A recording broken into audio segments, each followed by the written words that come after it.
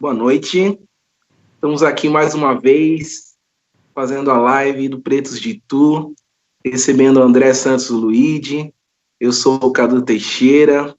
É um prazer estar aqui com vocês mais uma vez, falando sobre, hoje, dessa vez, sobre o assunto representatividade, né? Para mim é sempre um prazer estar aqui e é importante, né, a gente estar sempre tocando nesse assunto, conversando sobre isso, porque quando a gente fala de racismo, né, racismo é pautado em cima de reprodução de enganos e desinformação, né? Então, trocar ideia, falar sobre o assunto, se informar e discordar é o caminho para a gente desconstruir essa coisa feroz e terrível que é o racismo.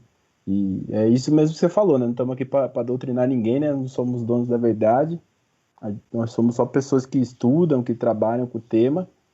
E estamos aqui para desencadear, né? Para motivar, para propor, para instigar. Não é para encerrar nada. Então aí, vamos dialogar, vamos conversar. Ilha. André, acho que esse momento é um momento muito importante para nós, né? Porque muita gente, né? Enfim, de todas as etnias tem se questionado por que está se falando tanto sobre isso, né, e tal. E não é que nós estamos falando tanto sobre isso agora e é um momento tal, não, já passou da hora, né, de abordarmos esses temas e de passarmos a limpo essa sociedade que nós vivemos, né? Até para que tanto essa geração atual quanto as próximas possam repensar essa questão, né? E realmente a gente possa chegar ao tão ideal, né? E sonhado, somos todos iguais, né? Somos todos humanos, na verdade, somos todos iguais perante a lei, ou para os cristãos, né? Somos todos iguais perante a Deus, né? E tal. Nós somos iguais perante a Deus e perante a lei, porém, socialmente, nós não somos tratados de forma igual, né?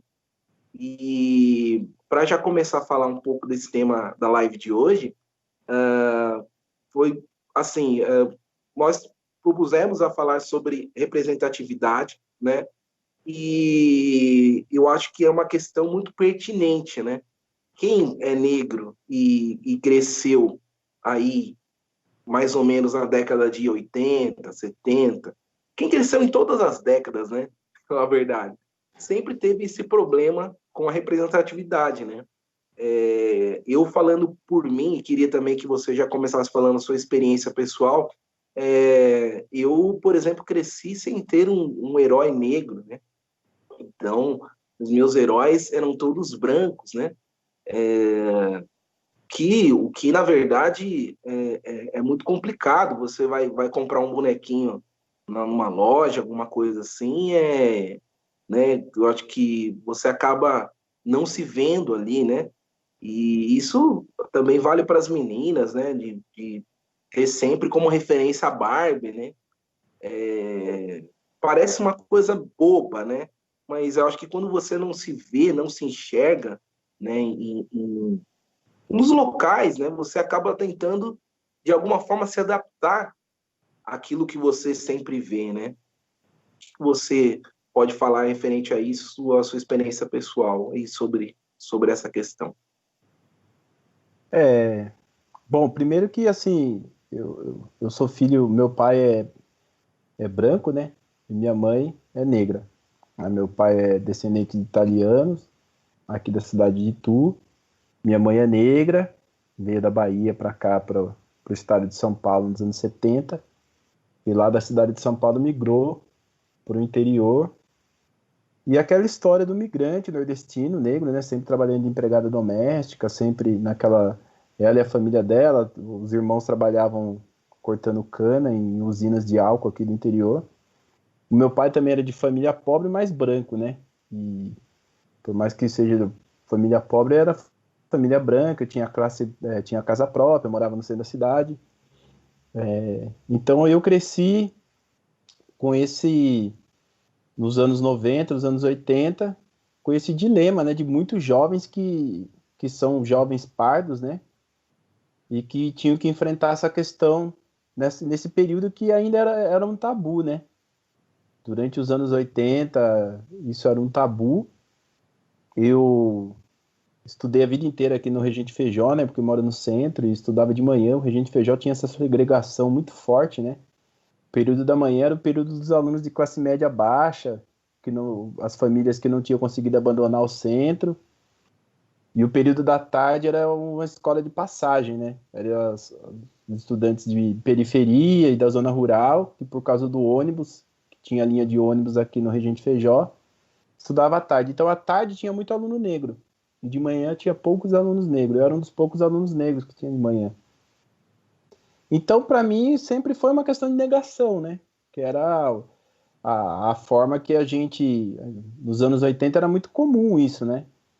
O negro que adotava ou a descrição, né? Você tentava ser um negro discreto, né? Que era uma estratégia, né?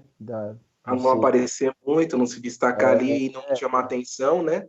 raspava o cabelo, não tocava no assunto do racismo e não tentava esquecer disso, né? Mas constantemente, cotidianamente, você era forçado a lembrar isso por terceiros, né? Terceiros te lembravam que você não era branco, né? E nos anos 90, aí explodiu Racionais MCs, né? Para mim, eu comecei a entender a questão racial ouvindo Racionais MCs, né? Quando o Emicida disse que o Racionais MCs ensinou muito mais que muito professor de história, de sociologia, de filosofia, eu vivi isso na pele, né? Eu concordo Eu, totalmente, né? assim, eu ouvi, nossa, conheço quase toda a discografia inteira do Racionais, as músicas de 15 minutos, né, que a gente decorava. Sim. E eu tinha, assim, meus primos, que eram por parte da minha mãe, que viviam aqui, tudo viviam na periferia, né? E eu acabava que eu não tinha muito contato com eles, porque a minha mãe casou com meu pai, veio morar no centro da cidade, e aqui no centro da cidade eu tinha contato com os meus colegas, que eram a sua ampla maioria brancos. E aí, quando eu comecei a ouvir o Racionais, vem aquela fase que eu acho que todo adolescente passa, né? De você descobrir o racismo, não saber lidar com isso, né? A minha mãe, a preocupação dela era me proteger, então a fala dela era sempre, não, deixa isso pra lá, esquece isso, segue em frente, não fica pensando nisso, não fica enroscado nisso. E aí eu tive um professor de história, João Alvino, que eu sei que talvez até alguém que esteja assistindo aqui tenha passado pelo mesmo processo que eu, né? O João mudou a vida de centenas de jovens, principalmente jovens negros, né? Um professor intelectual, negro, militante, que foi o cara que conseguiu acolher essa minha essa minha crise da adolescência, né? Conseguiu canalizar isso, né? Esse ódio, né? Essa raiva, esse inconformismo que a gente assume, né? Na adolescência, quando você entende, né? Que você está nesse sistema massacrante, né? E você começa a perceber que muito daquilo que te trava, que não te deixa igual aos seus colegas, não é porque você é um encrenqueiro, não é porque você é um. Você percebe, né? Começa a entender isso e não é fácil ter estrutura psicológica para lidar com isso, né? E ele, na época, De girar conseguiu. um adolescente, né? Na época, ele conseguiu fazer essa minha. Canalizar isso para os estudos, para eu me dedicar, para eu, né, pra eu fugir das armadilhas que estavam colocadas para mim no momento. E foi o que me influenciou, tanto é que eu fui fazer faculdade de História, né? Então, aí depois eu fui para o ensino superior, enfim, já, né? Aí você tem outras formas para lidar com isso, né? Mas eu acho que o meu processo foi principalmente o Racionais e o professor João Alvino, professor de História. André, uma coisa muito importante que você falou aí tem tudo a ver, acho que, com o tema dessa live de hoje, né? A questão da representatividade. Você teve um professor negro, né? Que é muito legal, acho que nem todos tiveram aí, né? Essa dádiva de ter um professor negro, né? Eu, por exemplo, quando pequeno, queria muito ter professores negros, né? E eu acho que eu só tive uma professora, não sei. Teria que puxar bem pela memória, que mais ao que eu me lembro, assim, na adolescência e tudo mais, eu nunca tive. E aí você vê que uma frase muito importante que você falou de uma forma muito natural, mas que para mim soou muito interessante e deve ter soado também para a galera que está ouvindo aí, que é o professor João Alvino, ele, né, ajudou você nessa questão, porque quando a gente é muito jovem, parece que a gente já tem raiva do mundo, né? Se alguém direciona essa raiva, a gente sabe o porquê que a gente está sentindo, é pior ainda, né? E ele te deu todo esse apoio, toda essa estrutura, e ainda te incentivou a ser professor de história. Olha que bacana. Então tem a ver com a representatividade, tem tudo a ver. Né? Você enxergou ali uma pessoa igual a você, né? E que sente de repente as mesmas angústias, né? As mesmas dores. Logicamente que o ser humano ele é muito ímpar, né? Ele é muito diferente um do outro, mas desde quando teve essa divisão, né? De raças e tudo mais, eu acho que quando você está com os seus, você acaba se fortalecendo de alguma forma, né? Ah, sim. E assim, e a gente, porque o racismo, né? Ele é algo que a gente experimenta todo dia, né? Todo dia você é bombardeado pelo racismo. Conforme você vai aprendendo a perceber as dinâmicas do racismo, você é bombardeado por ele todos os momentos que você está em interação com a sociedade, né? Seja assistindo a televisão, navegando pela internet, ou quando você sai na rua, você está interagindo com a opressão racial. E quando você conhece outra pessoa negra que vive isso, né? E que entende isso, esse tipo de solidariedade, né? Esse tipo de compreensão, às vezes até infraverbal, né? Às vezes não é nem conversando, mas de olhar um para o outro e o outro saber o que é isso, você cria uma identidade que é muito forte, né? Porque você cria uma identidade, né? O Achille Mbembe que diz isso, né? Uma identidade de dor, né? Infelizmente. E você ter esse tipo de identidade com alguém, você poder dialogar com isso, principalmente numa fase de adolescência, que às vezes nossos pais não estão preparados, né? No caso da minha mãe, ela não estava preparada para me orientar nesse sentido de equacionar isso, né? Ela estava preparada para passar para mim o que ela tinha, que tipo, ó, se você ficar brigando e arrumando encrenca por causa dessa coisa de racismo, você não vai arrumar emprego, você está lascado. Então, tenha orgulho de quem você Evitar é. que você procure problemas, né? Você atraia É, problemas. sim, porque na adolescência, lógico, qual que era a minha rotina, né? Eu estudava em escola pública, jogava futebol, e pra cá e pra lá, dava os rolê à noite. Então, o que que era? Eu tomava batida da polícia, eu já questionava por que que eu estava sendo tratado diferente dos meus colegas que não eram negros, né?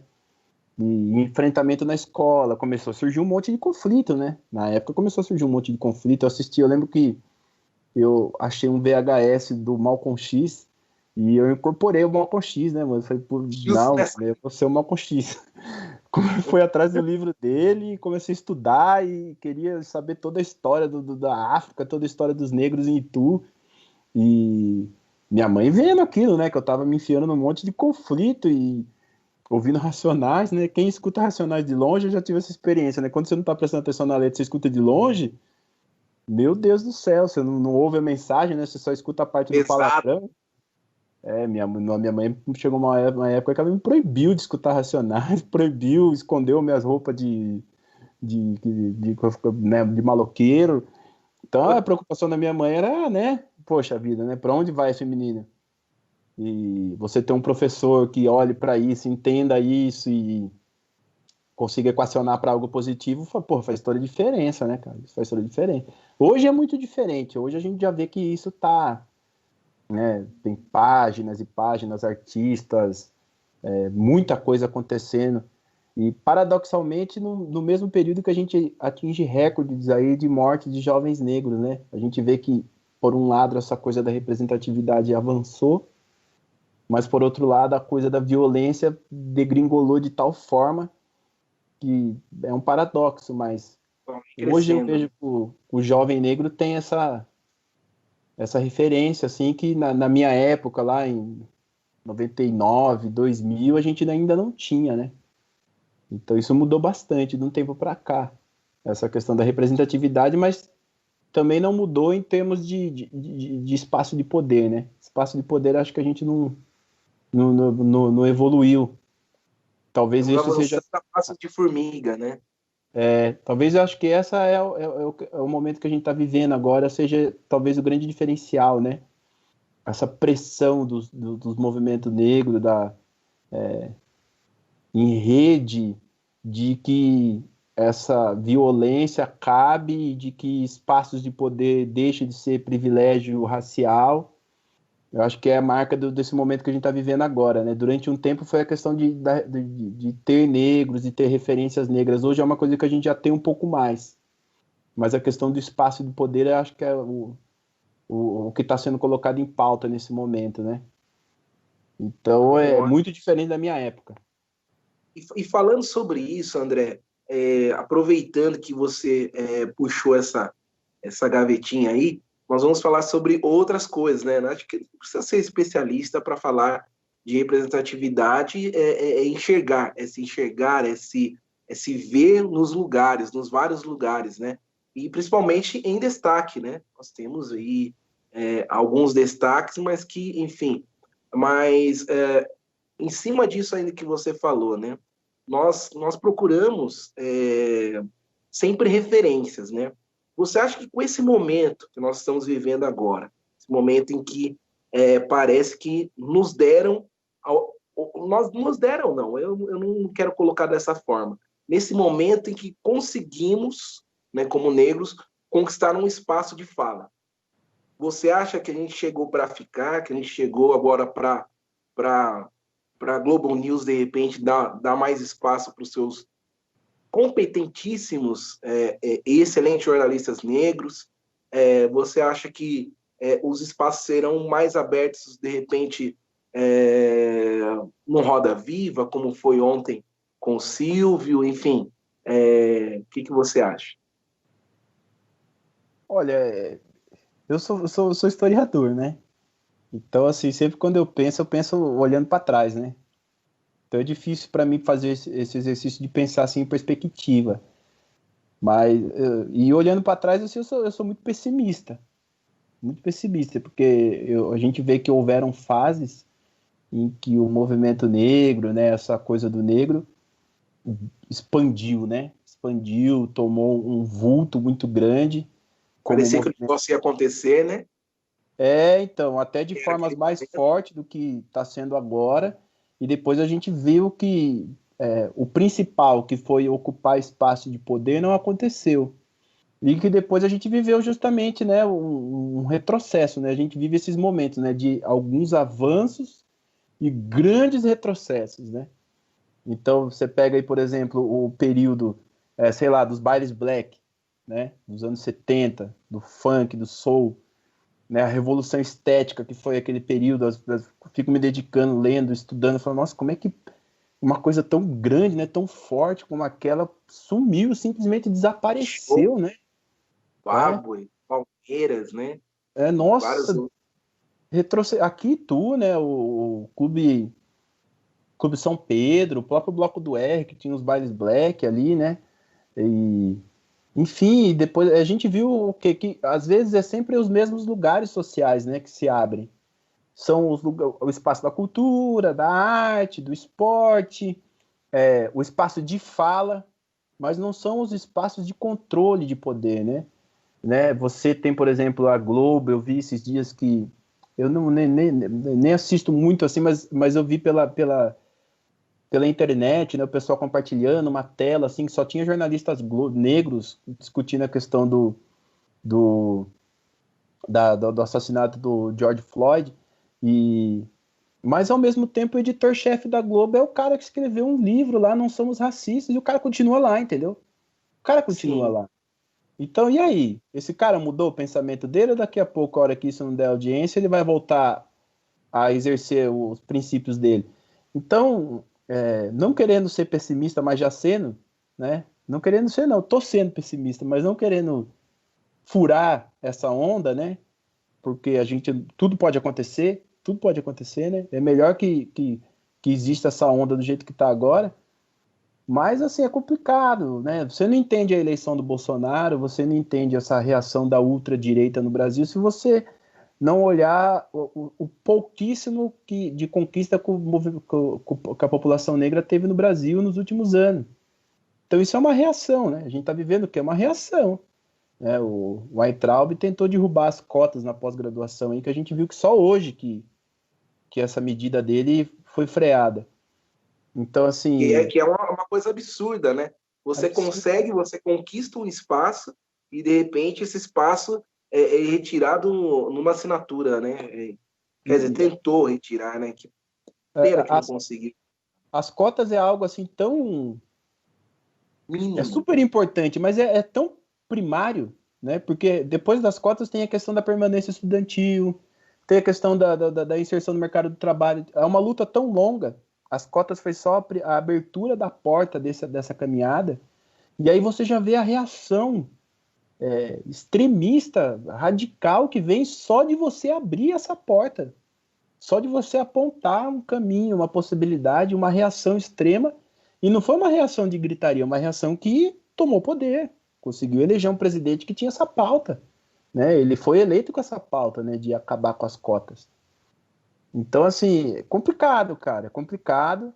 Eu acho que a gente vai viver tá vivendo essa questão dessa onda agora, desse debate, num momento de preparação para eleições municipais. Eu espero que isso se reflita em termos de eleição municipal. Tenho visto alguns movimentos aí de partidos. Eu vi que partidos do Rio de Janeiro estão aproveitando para lançarem mulheres negras, negros como os candidatos de cidades que têm maioria da população negra.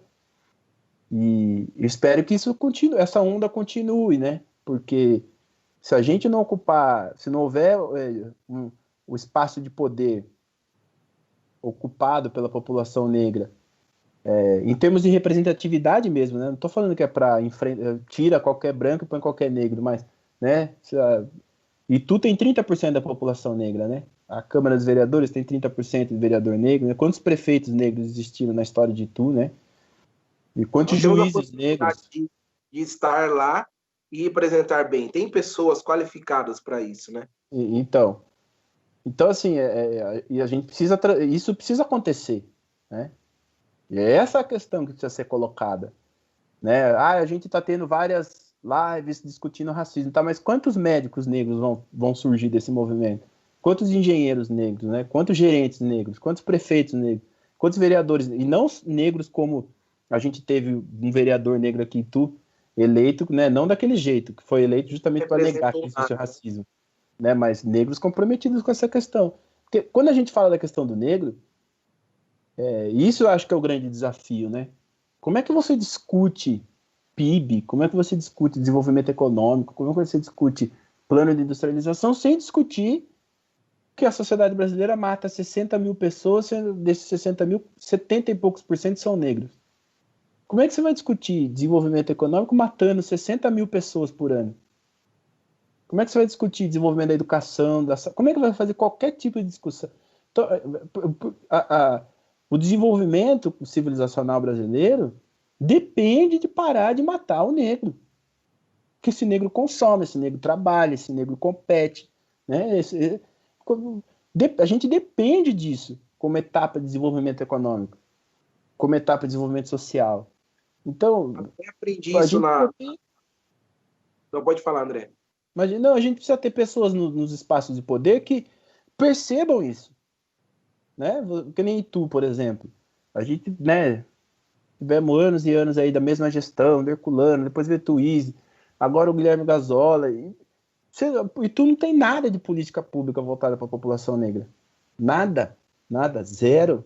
Não tem uma coordenadoria estruturada lá. Não adianta também montar uma coordenadoria, bota um funcionário lá, mas não tem reserva orçamentária, não tem nada de efetivo, de combate ao racismo. Estou falando de fazer festa no 20 de novembro. A pessoa tá lá e não consegue fazer nada, né? Não estou falando de fazer uma festa no 20 de novembro, de combate ao racismo, né? De cruzar dados de evasão nas escolas com a questão racial, de cruzar dados de desemprego com a questão racial.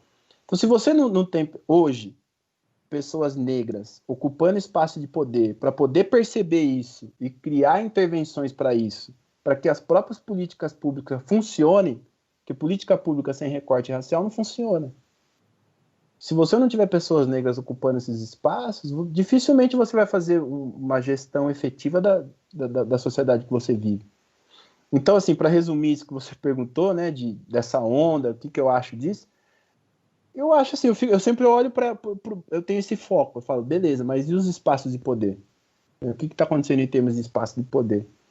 E em termos de espaço de poder, eu não vejo muita mudança, não. Eu vejo uma abertura, a Fátima Bernardes, que chama o negro para falar, mas eu não vejo tendo um programa que, ao Como invés uma, de ter uma por Fátima exemplo. Bernardes, tem uma pessoa negra comprometida com a pauta.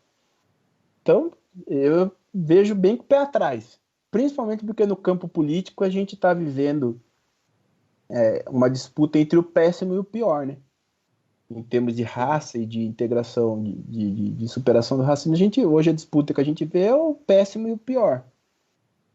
Então eu sou bem pessimista Esse, nesse mas cenário. aí, mas aí, então, vamos tentar pegar na sua perspectiva agora, para a gente tentar trazer um alento aí para as pessoas, para não ficarmos nesse, né, no pessimismo que é Pra real, né? O depressão, né? pessimismo é real, eu entendo quando você fala isso.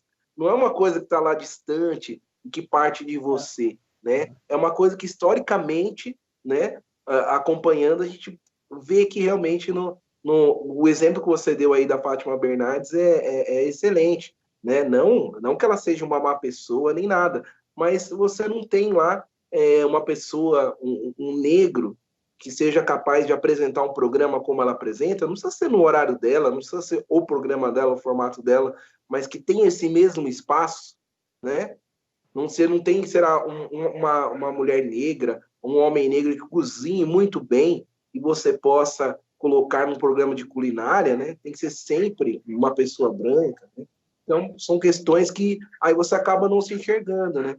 Sim, sim. Quando você fala de cozinha, por exemplo, né?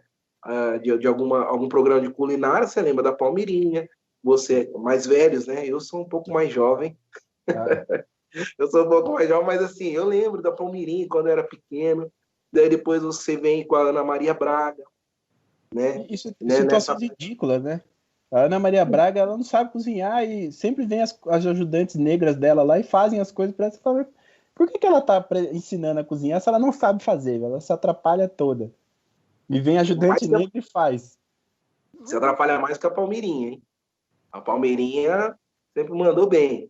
Mas assim, a gente não tem, então, né, essa representação nessa área.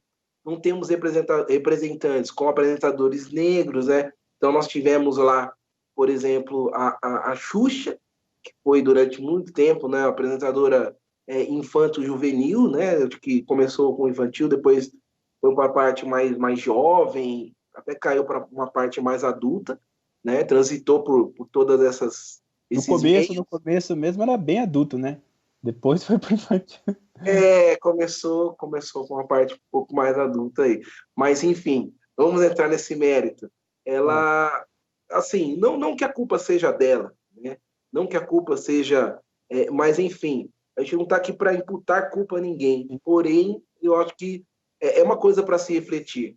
Porque uma pessoa branca, ela não nota isso, porque ela sempre está se representada em todos os lugares. Então, para ela, não tem muita diferença. Ah, a Xuxa, tudo bem, fica como eu, né? Então, tá tudo bem. Né? A Fátima Bernardes é como eu, a Ana Maria Braga é como eu, então tá tudo bem. A Barbie não é preta, né? A Barbie é uma boneca branca, então, quer dizer, tudo bem, não tem problema, né? Mas assim, vamos agora então entrar na parte histórica que você já deu a deixa. Eu queria te fazer uma pergunta muito importante. Eu queria que você citasse, você até citou em outras lives, na outra live, perdão, sobre alguns representantes que nós tivemos negros durante a história aí do Brasil e até pós-abolição e antes também, né, da abolição, nós tivemos pessoas que lutaram para que isso acontecesse, né? Apesar de não ter sido da forma que nós merecíamos e queríamos, né, aconteceu. Mas eu queria te perguntar se nós temos representatividade negra ao longo da história, assim. Quem são esses representantes, né, engenheiros, advogados que merecem aí algum destaque, e, Sim. enfim, nós podemos citar aqui para a galera, falando É, sobre representatividade, mesmo que pequena, né? não, sim. Assim, quando a gente fala de representatividade, né?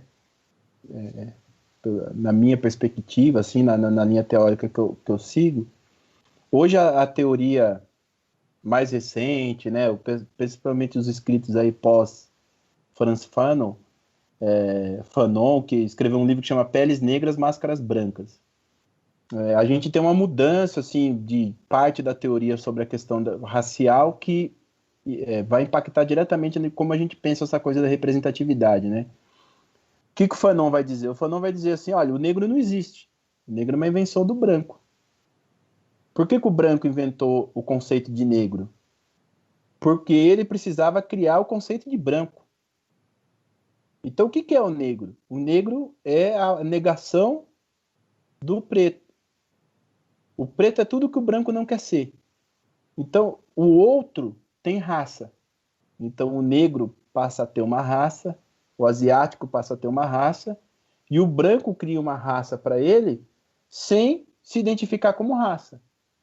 Mas quando você pensa hoje numa pessoa branca, a pessoa branca hoje ela tem atributos raciais. Então, o branco é o quê? É a razão, o branco é o equilíbrio, o branco é a técnica e a tecnologia, é a ponderação, que nada mais é do que um discurso de raça branco, que a gente chama de branquitude. Só que a branquitude está instalada, né? Então, quando você vai no médico, você já espera encontrar um médico branco. Quando você fala de uma pessoa muito bonita, né, de um modelo, de uma modelo, da Xuxa, por exemplo, você fala de uma referência estética, você espera uma pessoa branca.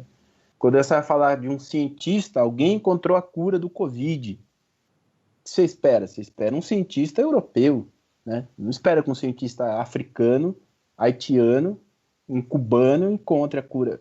Então você tem expectativas, por quê? Porque você tem uma imagem do que é o branco, que é a branquitude, só que a branquitude ela se coloca como universal.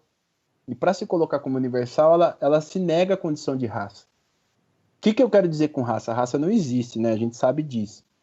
Sim. A lógica da raça é quando você espera comportamentos da esfera ética, intelectual, Deu uma moral. travadinha aqui, André. Travou o vídeo? Voltou. Voltou. Voltou. Então, assim, o que eu quero dizer com raça?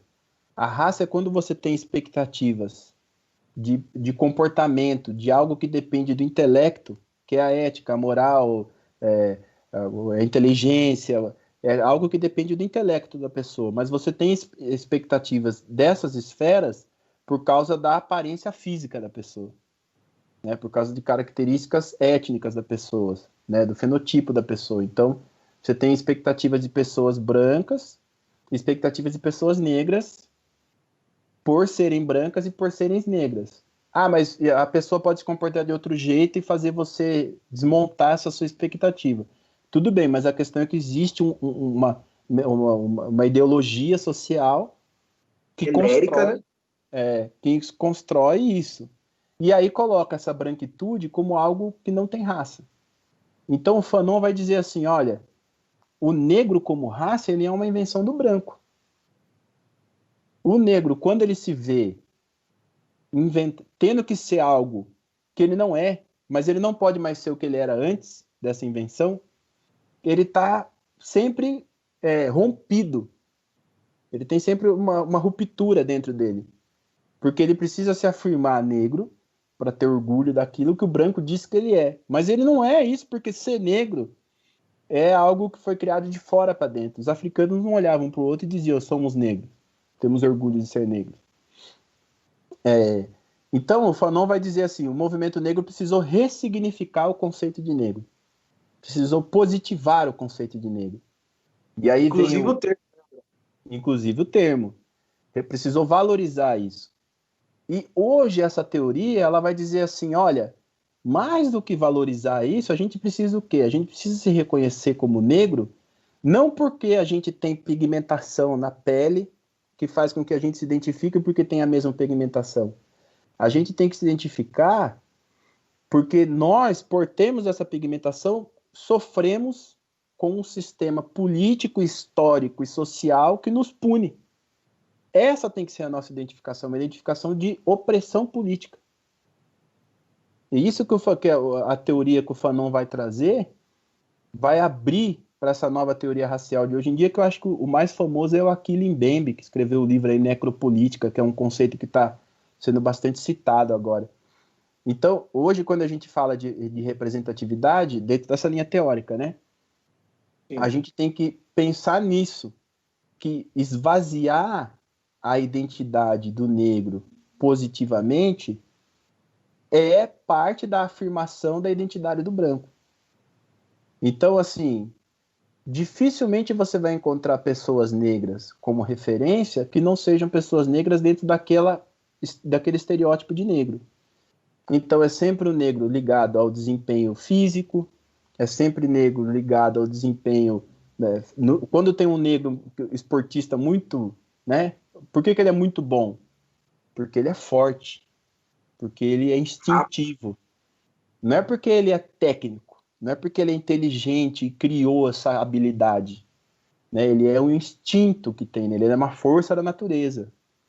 É na dança, e danças normalmente ligadas à sensualidade, na questão do humor, né? O negro sempre tem um humor infantilizado, então ele sempre, quando ele tá bravo, ele tá sempre muito... quando ele tá bravo, ele vai para o primitivismo, para violência, é um comportamento não justificável. Então, são lugares que quando o negro aparece, ele aparece assim. E quando ele aparece fora disso, você disse aí, engenheiros, políticos, tal, é quase que um tratado implícito que ele não assuma e não traga à tona a questão da raça. Porque, afinal de contas, ele é um negro que chegou até ali, então ele é a própria prova de que o negro pode chegar até ali. Se ele se ele é um negro comprometido com esse discurso, automaticamente, dificilmente ele chega a essa posição de destaque. Um pré-requisito para chegar a essa posição de destaque é não se colocar essa questão. Então, assim, é muito complicado quando a gente fala de representatividade, né? Porque traz todas essas contradições. Mas, mesmo assim, feito toda essa introdução, nós temos várias referências aí de negros que... Né, basta dizer, por exemplo, que a gente teve no Brasil uma coisa chamada Frente Negra Brasileira, que se tornou um partido político com 20 mil sócios. Tinha tudo para se tornar uma força política esmagadora. E foi colocado na ilegalidade pelo Getúlio Vargas, né? E o grande líder da Frente Negra Brasileira, que é o Arlindo Veiga, era ituano. Vim em Itu. Né? Ele é uma personalidade controversa, né? Porque ele era monarquista. Ele se dizia conservador, mas tem toda uma contextualização da posição dele, né? Ele era monarquista no período da Primeira República, que é uma república eugenista, que queria exterminar a população negra, e o que estava dado na época como opção política a Primeira República era a pauta da monarquia que tinha acabado de cair, né? Mas ele era ituano. Eu não estou ouvindo você, Cadu. Ele era como se fosse uma oposição àquilo que estava sendo instaurado. Isso. Então, mas ele era... Isso. E ele era líder da Frente Negra Brasileira, que foi uma articulação assim imensa, que a gente pouco conhece, a gente pouco estuda, né, a Frente Negra Brasileira. Um movimento negro que estava presente em todos os estados do Brasil, que se filiou, né, as pessoas se filiavam, se tornavam sócios, tinha toda uma hierarquia, toda uma estrutura, depois se transformou em partido político e foi para a disputa democrática. E foi colocado na ilegalidade pelo Vargas. Então, assim, a gente pega a história do Brasil, você vê que... às vezes eu escuto muito isso, assim, a população negra, a população brasileira é uma população passiva. Nossa, eu quero me matar quando escuto isso, porque se tem uma população que se organizou e lutou politicamente, é a população brasileira. Só que todas as grandes lutas políticas, populares, aqui do Brasil, sempre terminaram sendo massacrados. A população brasileira aprendeu isso, a gente aprende isso cotidianamente. Você não se adequa, você não se enquadra, você vai apanhar, você vai perder o emprego, você vai ser perseguido, e bobear você vai morrer. Se precisar, você vai morrer. diga a live que a gente viu aqui do Santana. Então, a história do Brasil é uma história de luta, de uma história de resistência, que não é a história que a gente aprende nos livros, né? Não é a história que a gente aprende nos livros, e também é uma história de opressão e de violência, né? O que a gente está vivendo nesse momento, que você tem manifestações antidemocráticas, com faixas ilegais, e que policiais vão junto dessas faixas e fazem selfie, e quando você tem uma manifestação de professor cobrando salário, quando você tem uma manifestação contra a população, o genocídio da população LGBT, contra a violência contra a mulher, o que a gente aprende que acontece com manifestação na rua? Qual é o fim da manifestação popular na rua? É porrada, é pancada, a gente já acostumou, a gente já espera isso, a gente já sabe que vai terminar assim. Né? É normal pra gente, a gente até estranha quando a gente vê lá o pessoal apoiando o Bolsonaro e a polícia bajulando, porque, né, como assim, né? Mas é o que a gente tem na nossa sociedade brasileira. E por isso, eu estou dando toda essa volta para falar o quanto é importante a gente recuperar essas referências que nós temos de luta e de organização da população negra, que não são poucos, são muitos. Eu dei o exemplo aqui do Arlindo Veiga, poderia falar de um monte. Eu até fiz uma lista. Falou do André Rebouças na live anterior, né? O André Rebouças. Não, são vários, o Abdias Nascimento, alguns que estão vivos, como, por exemplo, a professora Petronilha, autora das diretrizes curriculares de educação étnico-racial. Né? A professora Petronilha é reconhecida internacionalmente, um militante do movimento negro intelectual, mulher negra, e que aproveitou uma conjuntura. O movimento negro brasileiro tem uma história, né, uma história longa, uma história complexa, uma história muito bonita, uma história efetiva de construção da nação. O movimento negro contribuiu muito para o pouco avanço democrático que o Brasil teve. Teve o movimento negro na sua linha de frente e muitos personagens importantíssimos, né? Importantíssimos. Vamos aproveitar, então, que você deu essa deixa, André, fazendo essa associação do movimento negro com algumas áreas. Por exemplo, na política, assim, quem que você acha que a gente pode, logicamente, pedindo já desculpas porque a gente possa esquecer ou deixar de fora, mas quem que a gente pode destacar aí, de repente, desse movimento aí como nossos representantes e que você já citou alguns nomes, mas assim, quem mais que nós podemos falar que tiveram pessoas que tiveram destaque aí nessa área política, negros que podemos considerar que nos representaram ou nos representam bem? Hoje. Olha, sim, de nome, né?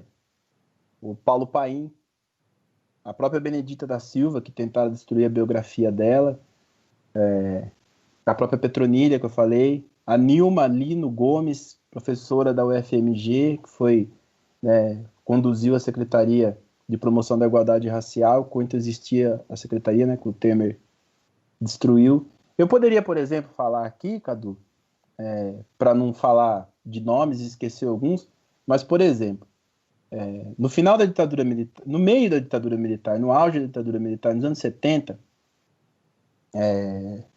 quando a violência institucional estava no auge, a população negra que sofria violência policial sistematicamente, da mesma forma que sofre hoje, simplesmente se organizou, o movimento negro se organizou, né, mesmo enfrentando uma ditadura terrível, e criou um movimento chamado MNU, Movimento Negro Unificado. Qual era a pauta do movimento do MNU? A pauta do MNU era: nós vamos enfrentar o Estado, porque o Estado é racista. A gente não vai mais aceitar que o Estado seja racista e nós vamos começar a cobrar que o próprio Estado enfrente o racismo institucional que ele reproduz. Isso na década de 70, hein? A gente lê muito aí de movimento estudantil, né? Não tenho nada contra, né, das músicas, da censura, mas a gente pouco estuda sobre a luta do movimento negro contra a ditadura militar. O movimento negro foi fundamental. Essa luta do movimento negro começou lá no MNU nos anos 70, atingiu o auge nos anos 90. na comemoração, né, dos 500 anos da morte de Zumbi dos Palmares. O movimento negro fez uma ampla marcha no dia 20 de novembro, o governo era FHC, sentou com a FHC para cobrar políticas públicas de promoção da igualdade racial. O FHC disse que, como bom político, que iria ver o que poderia fazer, e o movimento negro já tinha uma política escrita, falando, não, você não vai ver, não, nós temos aqui, ó.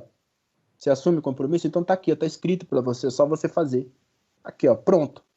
Só você fazer. Ele instalou um grupo de trabalho, enfim. Em 2001, no auge do conflito Israel e Palestina, a ONU fez um encontro em Durban, na África do Sul, para discutir políticas de enfrentamento à xenofobia e ao racismo.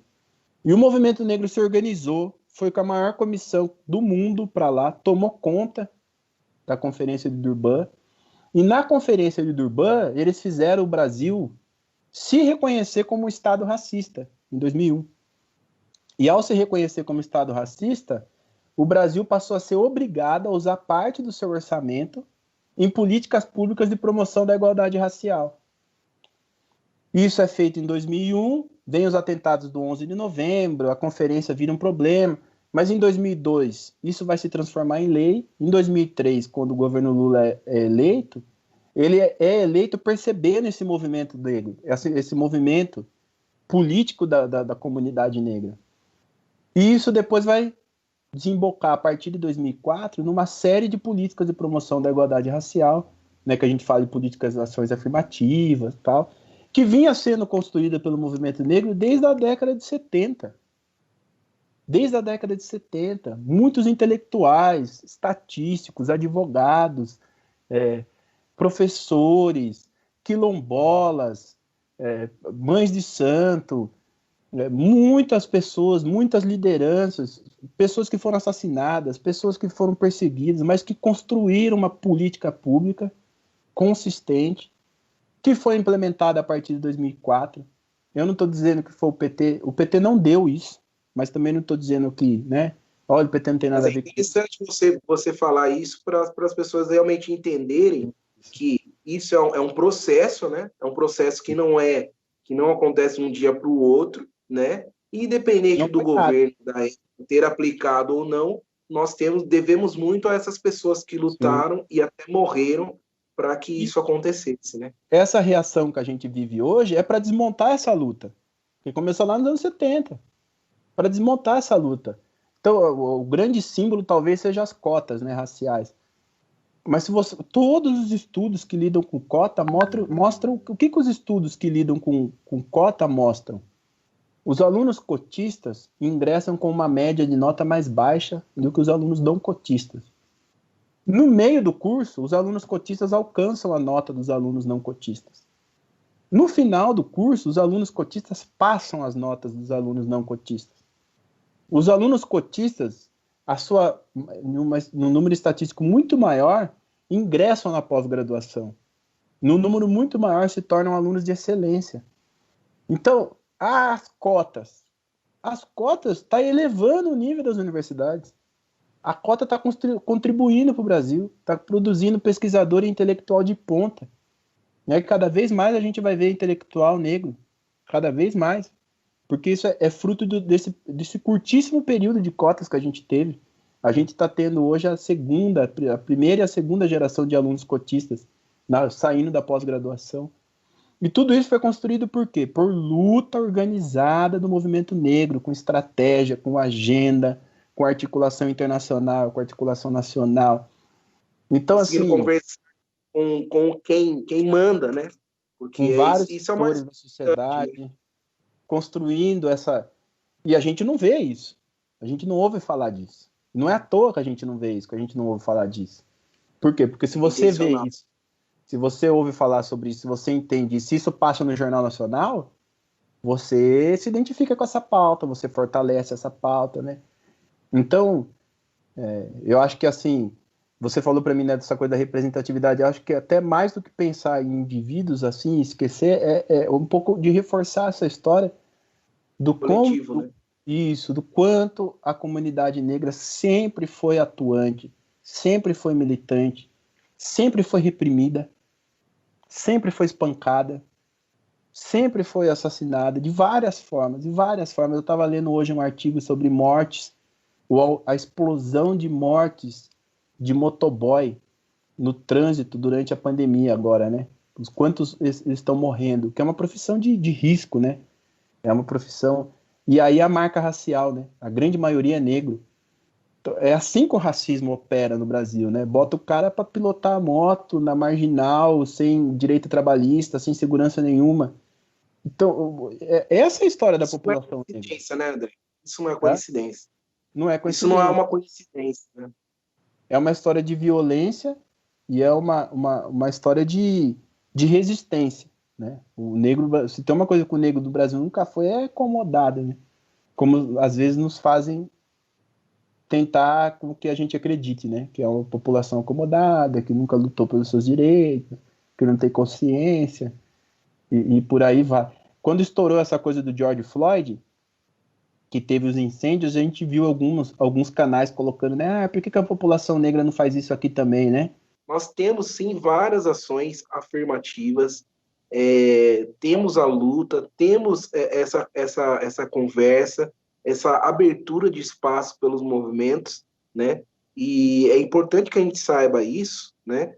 Não pelo Jornal Nacional, mas pelo Preto de Tu, enfim, guardadas as proporções, né? A gente Ah, é. consiga que as pessoas vejam que está sim sendo feito ao longo da história algo para que a gente possa colher o pouco que foi conseguido, né? Não pela vontade dos negros ou dos movimentos negros, mas pela má vontade, né, de quem detém o poder, né?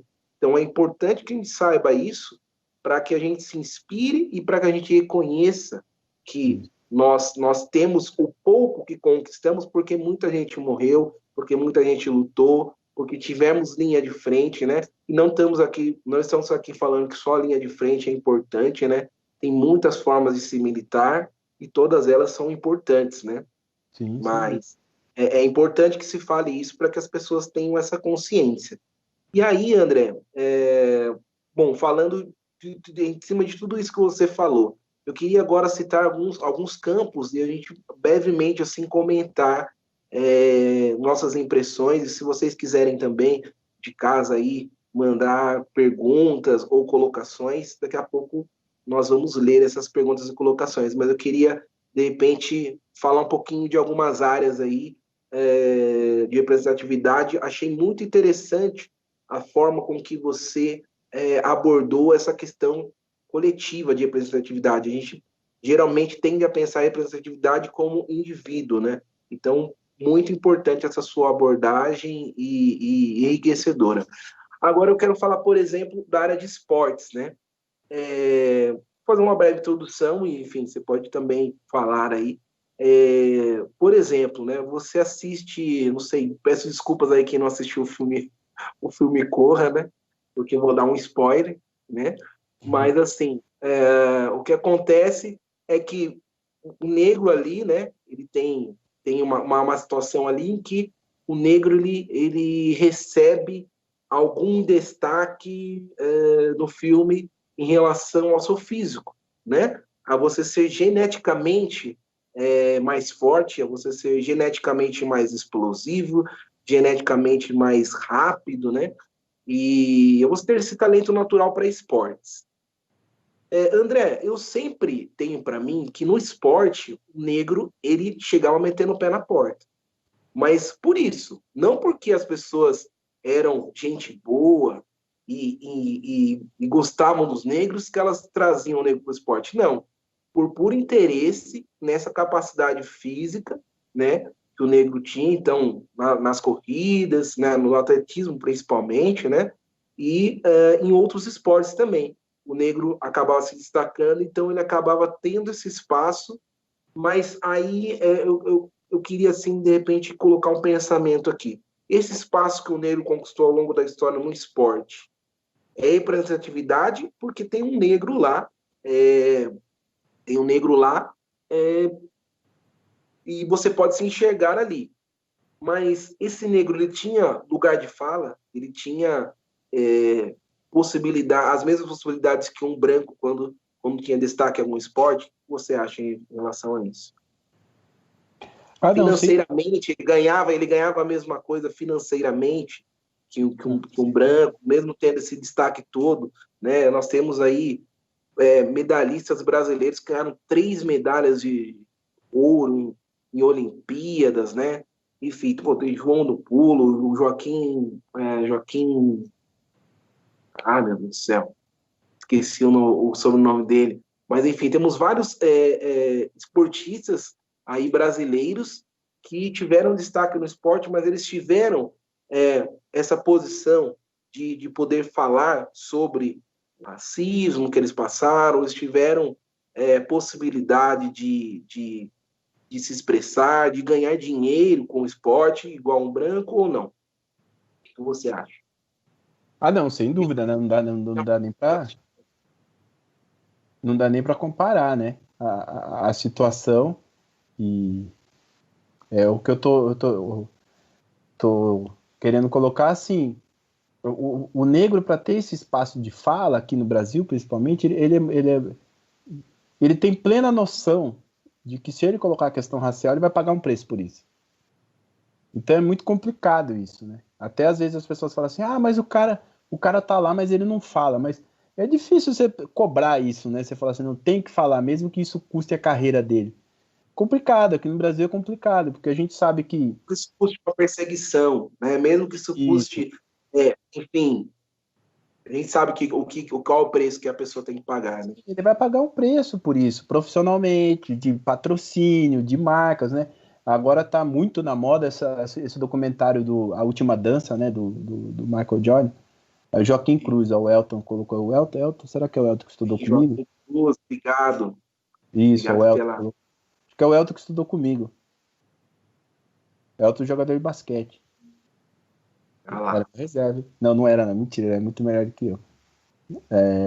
Mas enfim, esse documentário que tem o Last Dance, né, do Michael Jordan, tem uma parte lá que eles falam, né, que queriam que ele apoiasse um político negro que estava concorrendo contra um político que tinha tradição conservadora, racista, e ele falou, não, eu não posso, porque senão vai arrebentar as vendas do meu tênis, né, da Nike, eu vou perder meu patrocínio e tal, e ele ficou marcado, né, a comunidade negra lembra disso até hoje, né, na trajetória dele. E agora, com essa questão do George Floyd, eu vi que ele doou não sei quantos milhões lá para uma instituição de combate ao racismo. Por quê? Porque o esporte, ele é esse espaço permitido, né? Ele é o espaço... Você espera ver o negro lá. Mas você pode ver que é difícil, muito difícil você ver... você ver um negro que tenha destaque do esporte que seja considerado pela sua inteligência, pela sua técnica. É sempre essa coisa da parte do físico, né? Quando você fala de esporte de ponta, sei lá, cara, mas a principal aspecto que o cara tem que ter é a questão psicológica. Se ele não souber psicologicamente se preparar para aquilo, então você pega, sei lá, um Bolt. O próprio Michael Jordan, o documentário mostra bem isso. Você vê que o cara, além de ser genial tecnicamente, ele ser tecnicamente muito bom, porque ele treinava para isso, e o documentário mostra isso, né? Ele treinava muito, ele pegava no pé dos atletas, brigava com todo mundo, porque queria que todo mundo treinasse cada vez mais. Por isso ele era tecnicamente muito bom.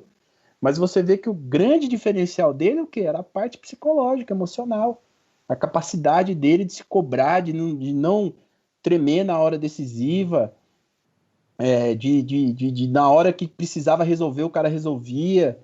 E é difícil você ver comentários de atletas nesse sentido.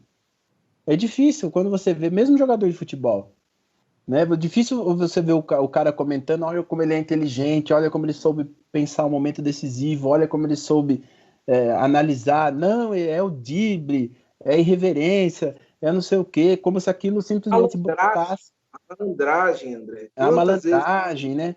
Esse jogador tem a malandragem, quer dizer, poxa, o cara tem um talento natural, né?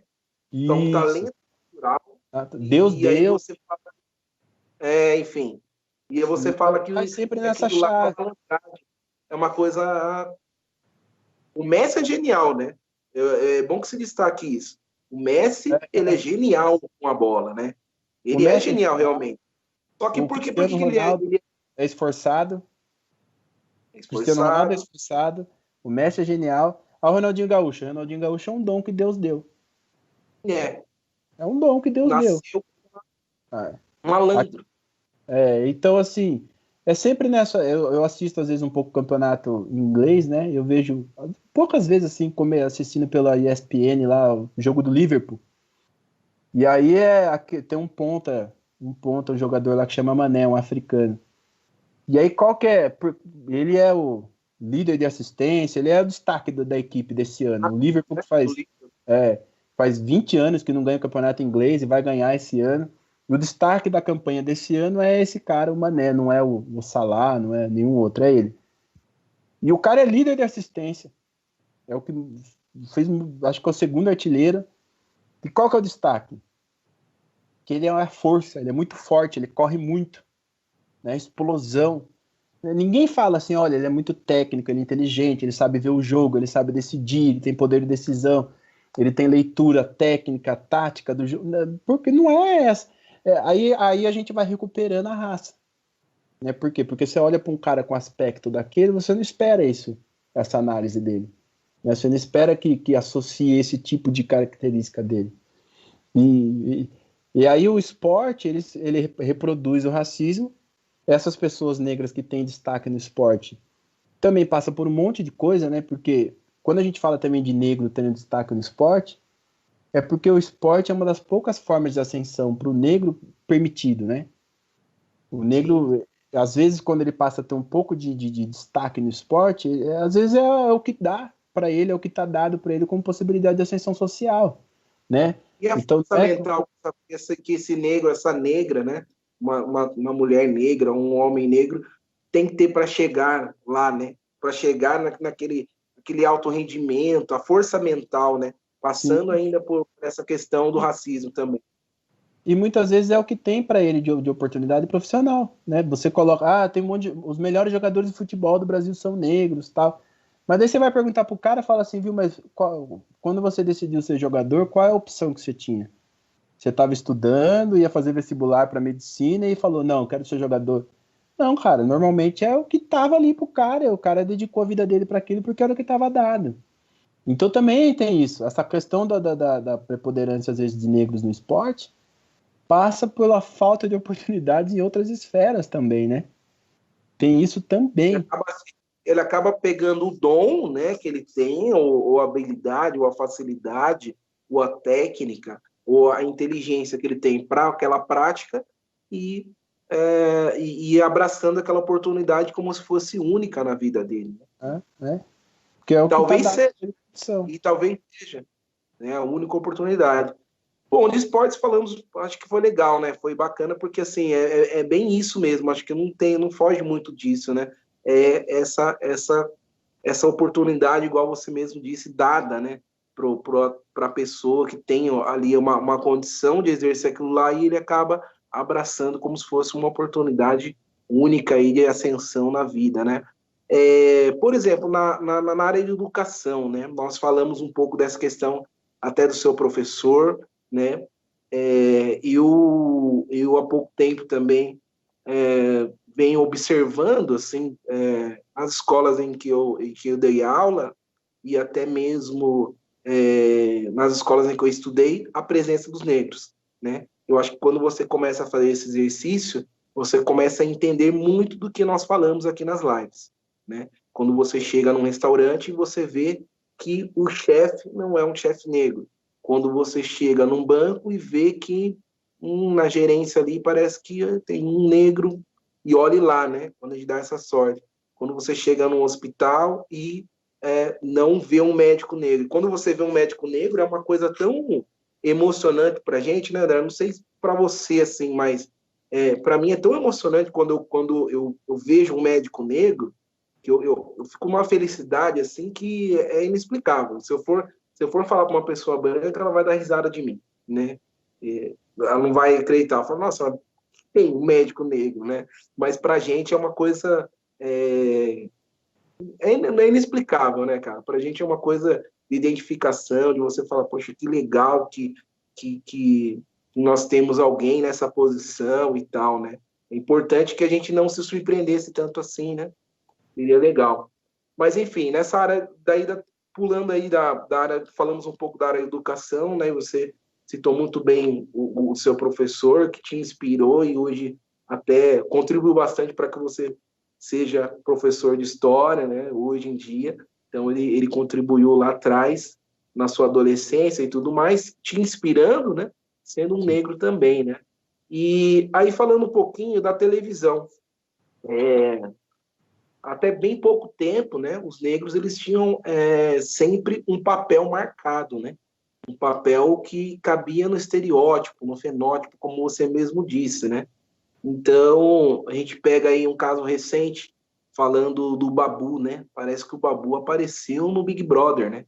Não, né? O Babu já vinha fazendo trabalhos aí, inclusive tem a novela das 6, atual da Globo, ele tem a participação dele, né? Mas é como um capitão do mato, né? Ali na situação. Ou então, geralmente, como escravo, né? Eu lembro que a primeira novela da minha época, né? Logicamente, nós temos grandes atrizes aí que vieram desbravando esse caminho para que os atores e atrizes negras ingressassem na TV, né? Zezé Mota, enfim, nós temos Neuza Borges, né? Enfim, se vocês lembrarem de outras, vão falando aí. Mas, enfim, o Milton, né? O próprio Milton. E aí, Milton Gonçalves. E aí, assim, eu lembro muito dessas participações, desses atores mais velhos, mas sempre como no papel de empregados ou de escravos. Sempre não era nunca um engenheiro, não era. E daí eu lembro, eu sempre fui muito noveleiro, né? Eu sempre fui um cara que sempre adorou novela. Então daí você pega uma novela que daí de repente tem a Thaís Araújo, depois de ter feito lá atrás, né? Tica da Silva, né? Que foi um grande destaque na carreira dela. Mas assim, depois de ter feito, ela faz uma novela em que o pai dela é o Milton Gonçalves, tem uma grana e tal, e ela é riquinha, e aí o Lázaro Ramos faz como que chama, um galã numa novela, né? Que era um cara também playboyzão, que corria, e vivia, né? Entrava na empresa tarde, né? Um dos últimos a chegar na empresa, mas isso são são coisas pensadas, né? Se nós formos pegar mediante a tantos papéis, né? E aí eu quero falar de um negócio muito chato que aconteceu aí há umas 2 semanas atrás, uma semana e pouco atrás, que foi o blackface da menina aqui em Itu, né? A menina fez um blackface, né? E isso era comum antigamente na TV e tudo mais, né? Você acabava fazendo blackface ao invés de chamar essa pessoa, uma pessoa negra, né? Um ator, uma atriz negra, para fazer participações e tudo mais. Não foi o caso da menina. No caso da menina foi imbecilidade mesmo. Mas, nesse caso da TV e do teatro, se fazia muito blackface, sendo que você tinha atores e atrizes negros gabaritadas para ocupar aquele espaço, né? E também, enfim, na questão dos jornais, né? Nós temos aí a questão do Grande Otelo, saiu há pouco tempo, voltou à tona um vídeo dele fazendo lá e sendo meio que ridicularizado, né? Na época, e isso era encarado, segundo a pessoa que participou com ele, era encarado como brincadeira, né? Foi uma homenagem que foi feita a ele, mas olhando hoje a gente percebe que tinha muita tiração de sarro ainda das características negras, né? O que você tem a falar sobre essa questão da TV, André? Assim, sua percepção. Eu nunca fui muito uma pessoa que assiste muito TV, né? Eu poucas. Assim, então você foi falando das novelas, aí eu falei, putz, não conheço nenhum. Não sei nenhuma novela que você está falando. E também tem uma relação também meio dificuldade assim de consumir coisa também na internet, né? Apesar de estar aqui agora na live e tal, porque você falou do blackface da menina, eu só ouvi falar, mas não sei quem é, não vi, não sei nem como é que faz para ver. E então assim, eu não saberia lidar muito do ponto de vista de exemplos específicos, mas quando a gente fala de televisão, a gente tem que falar da televisão de uma dimensão sociológica, né? A mídia, de uma dimensão sociológica, né? A mídia tem um papel fundamental na nossa sociedade, né? A sociedade de espetáculo, de Sim. construir essas percepções sociais e raciais, de gênero, né? Desses padrões. Hoje, praticamente, isso é construído a partir da mídia, né? Foi construído a partir da televisão, né? Durante muito tempo, dos anos 70 para frente, e dos últimos anos para cá, através dos meios digitais, né? Que é uma outra equação, uma equação um tanto quanto mais complexa, né? Facebook, Instagram, e a gente tem essa questão dos algoritmos, né? Os malfadados algoritmos, né? Que criam bolhas de relações sociais, né? Então reafirma a percepção distorcida da realidade. Mas a televisão, principalmente a televisão brasileira, sempre foi um veículo extremamente violento do ponto de vista racial, né? Extremamente violento, até pouquíssimos. Hoje, eu tô falando hoje, 2020, finalmente parece que eles estão acordando um pouco para o vexame que eles se colocam, né? Mas quando você fala da televisão, da Rede Globo nos anos 90, aquilo ali é apartheid puro, né? Puro, porque o blackface não é só uma questão de você passar tinta no seu rosto. É que vem todo um trejeito junto, né? Você passa tinta no seu rosto para poder se comportar de uma determinada forma, né? De uma forma Como se todos primitiva. os negros fossem E iguais, tivessem as mesmas características, né? abestalhado, desajeitado, não culto, né? Ninguém pinta a cara de preto para interpretar. Uma pessoa branca não pintaria a cara de preta para interpretar um grande filósofo, né? Um grande pensador africano, né? Não se pintaria a cara de preto para interpretar um grande personagem das artes plásticas. A pessoa não faz isso. A pessoa pinta a cara de preto para se comportar como o estereótipo de negro, né? O que se espera de negro. Então esse é o grande problema dessa questão do blackface, que hoje em dia só uma pessoa muito desinformada, né? Uma pessoa que vai pagar um preço por isso, né? Difícil a pessoa hoje fazer um papel ridículo desse e não ser denunciada, não ser queimada, né? Que eu acredito que essa personagem que você falou atualmente deve estar pagando um preço por ter feito isso, né? Então, assim, a mídia ela tem um papel determinante nisso. A Rede Globo continua, né? Porque as estruturas de poder não mudam lá dentro e não vão mudar tão facilmente, né? Eu, minha A minha esposa, esses dias, tava colocando para a avó dela assistir, que gosta de assistir novela, essas coisas e tal. Eu tava bisbilhotando a novela assim, e aquilo é novela da Suécia, né? Só tem branco na novela, é impressionante. Você assiste a grade da televisão da Rede Globo, só tem branco, só tem branco. Parece que tá passando na Finlândia a televisão. Eu lembro que a última vez que. A maioria da população, é legal a gente falar isso e ressaltar, acho que muitas pessoas já sabem, mas é legal nós falarmos que a maioria da população brasileira é negra. Negra. Então, não é que nós queremos que faça uma novela só de negros, não é que nós queremos que o negro esteja 100% em todos os lugares, mas no mínimo, né, que essa diferença fosse um pouco menor, né? Sim, Os sim. negros ele conseguissem realmente ocupar espaços, inclusive de poder, como você bem disse, porque nós pegamos o jornalismo, por exemplo, da Globo.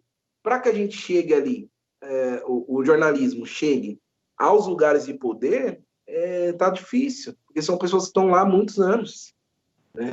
Sim, sem dúvida. Eu tava lembrando aqui de a última vez, né, que eu fiz esse exercício, né, de olhar a novela. Eu tava lendo notícia na jornal e tinha uma chamada lá falando assim: o Brasil se identificou com o casal da novela das nove, é um sucesso. Que era uma moça que era youtuber, não sei o que ela era lá. Foi uma novela muito recente, que terminou recentemente. Uma moça que era youtuber, namorava um policial, e aí ela conhece um matador de aluguel, e eles se apaixonam, e o Brasil adorou o casal, tinha uma química no ar, não sei o quê.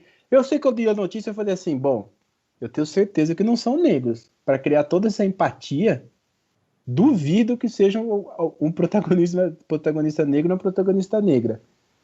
Aí eu fui ver a foto dos personagens e não eram, né? Não eram. Porque Só confirmou a sua suspeita.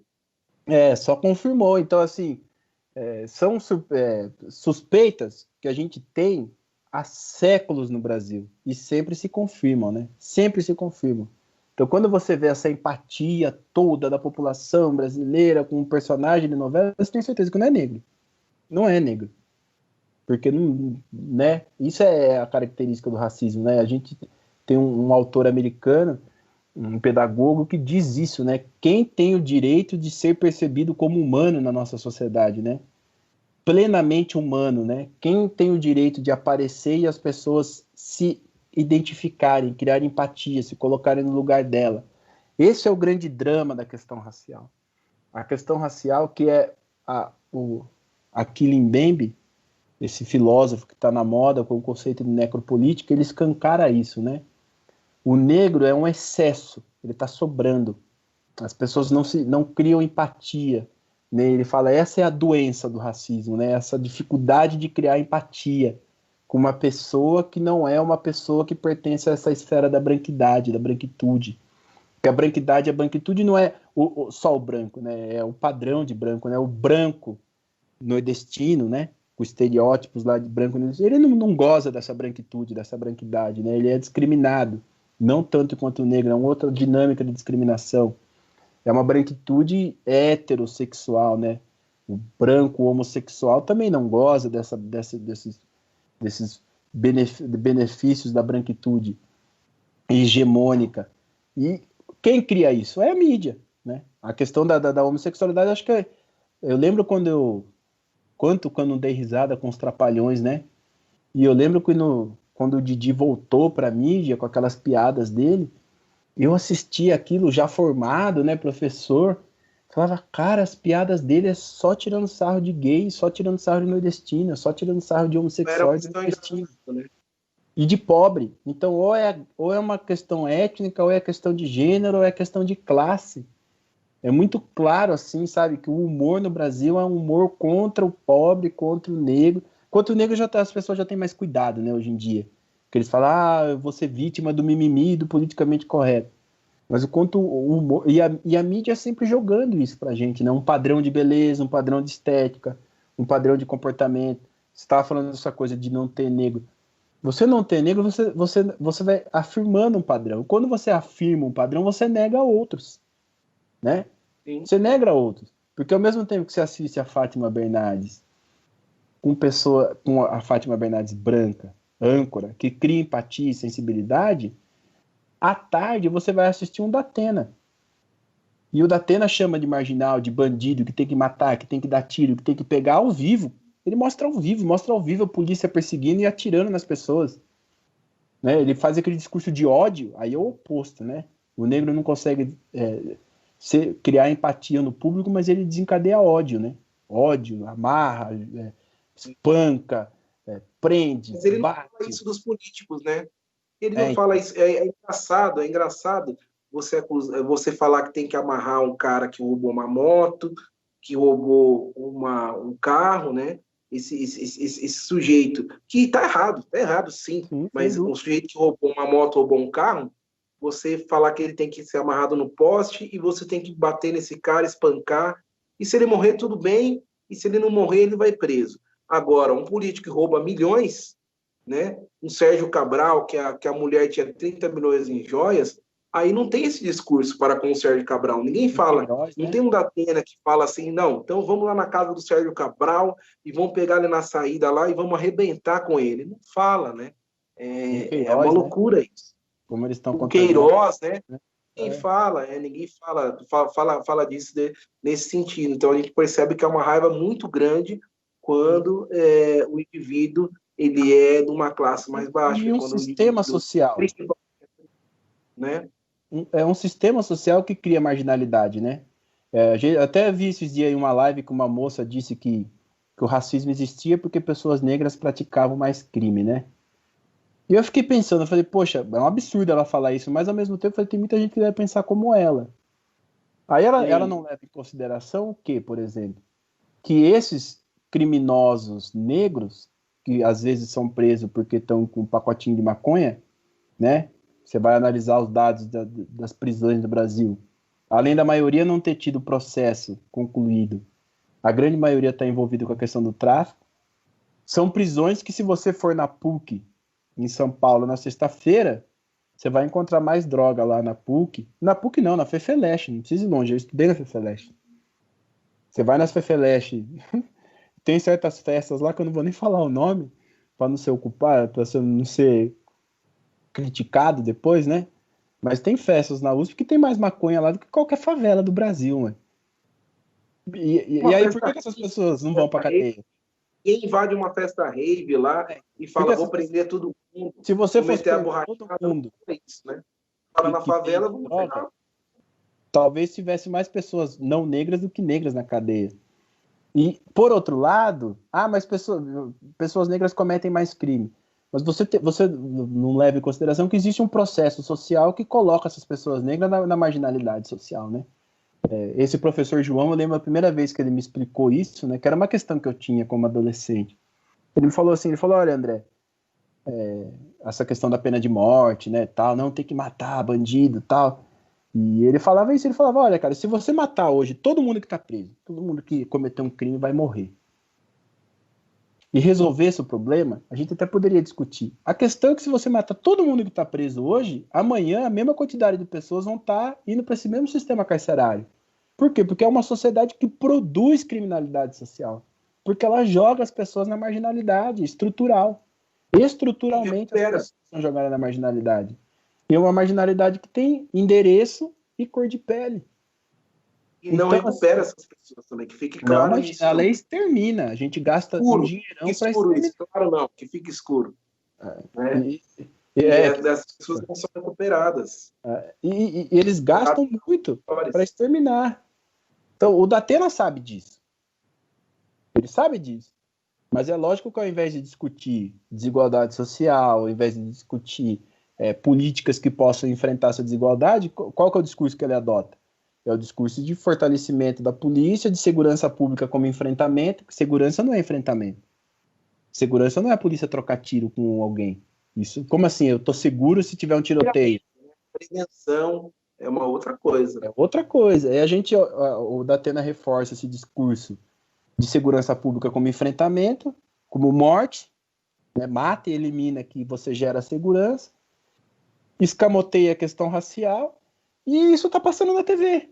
Né? Tudo isso que eu tô falando. Interessante para ele, né, André? Não seria interessante para ele abordar essa questão, né? Essa questão na TV, essa questão racial e tal, ele perderia muito o público dele. Então, realmente, para ele não é interessante. Olha, sinceramente, eu tenho essa dúvida, sabe, se perderia. Não sei. Eu tava vendo aqui... Não, na cabeça dele, não. Para nós, eu acho que seria tá lá interessante. Isso, sabe? Conscientizador, né? Ele poderia ser um conscientizador, mas não. Ele usa o espaço que ele tem para causar realmente isso que o público, né? Eu vi muito, pessoal. Eu tô ouvindo muito, assim, não sei dizer algum dado, até porque eu não fui atrás.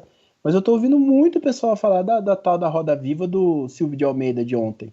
Deve ter bombado a audiência. Né?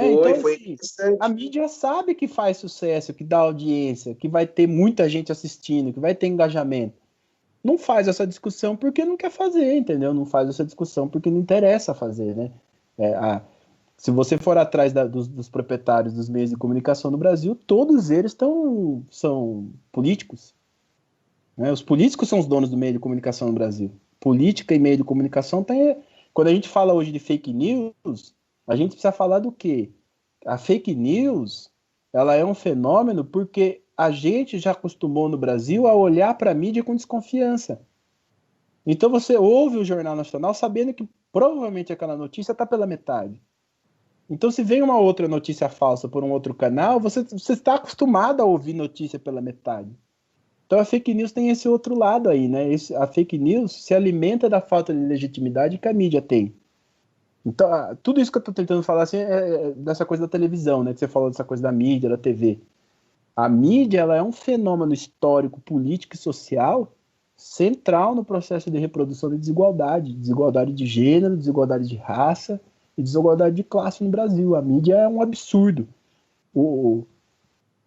Parte da guerra que o PT enfrentou foi porque ele tentou criar órgãos de verificação da mídia, né? Ele tentou criar uma OAB da mídia, né?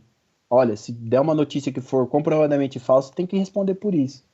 E houve uma reação em bloco, né? O Brasil não quer ouvir falar de nenhum tipo de discussão sobre democratização, né? Controle democrático da mídia, né? Isso é um tabu terrível no Brasil. Tanto é que o Bolsonaro está fazendo esse enfrentamento dele, não é um enfrentamento contra a mídia, é um enfrentamento contra uma emissora, né? Ele está enfrentando a Globo e aliado com outras duas. Em nenhum momento ele propõe lá uma lei de controle democrático público da mídia, né? De outras formas. Então. Porque a mídia faz parte desse tabuleiro político, né? Você não governa no Brasil sem ter parte da mídia com você. E, lamentável, né? Isso é uma questão que a gente precisa superar. Se a gente não superar isso no Brasil, nós estamos perdidos. Porque a mídia tem esse poder, né? A gente viveu crises políticas aí desencadeadas pela mídia, né? Com certeza. Eu queria falar mais duas coisinhas antes da gente ler aqui os comentários, André. É assunto para mais de metro, né? Acho que a gente tem bastante. É um assunto bem amplo, né? Eu queria dar uma pincelada assim em algumas questões. Por exemplo, no cinema, né?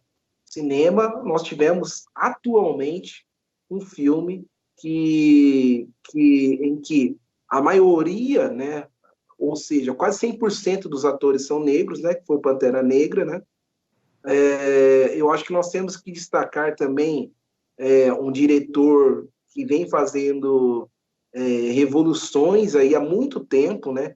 E agora que está tendo um pouco de reconhecimento, mas esse cara já deveria ter ganho um Oscar há tempos atrás, que é o Spike Lee também, né?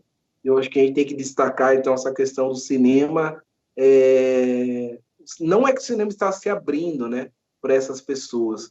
Eu acho que eles conseguiram achar um nicho de proposta que traz o filme pro negro que consome, né, esse cinema e se vê representado ali. Então, eu acho que também há uma mudança nesse sentido, de fazer filmes também voltados para os negros, onde eles se sintam representados ali, né?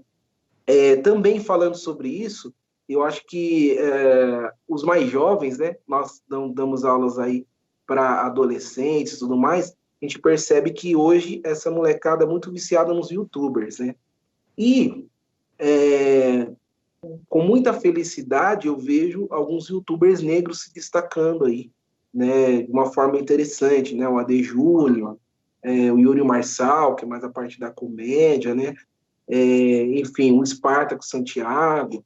Nós temos, inclusive, um que eu queria citar aqui, se ele estiver assistindo, ou se alguém de Sorocaba estiver assistindo, eu acho que é importante falar, que também teve um crescimento muito grande, que é o Marco Antônio Fera, né? Aí, meu querido Marco Antônio, né, que eu conheço, enfim, tem um carinho muito especial por ele tem o Pretinho Mais Que Básico, né? Ele fez esse canal e, cara, aborda questões muito interessantes, de uma forma muito interessante também.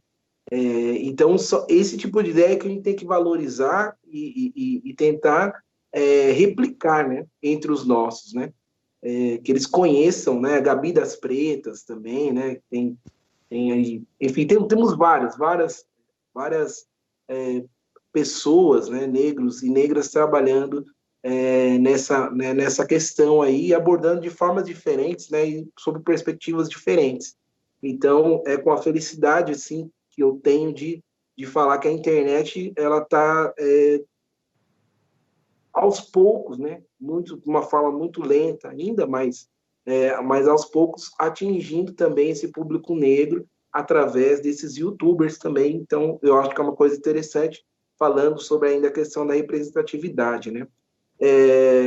Você falou do Roda Viva do Silvio.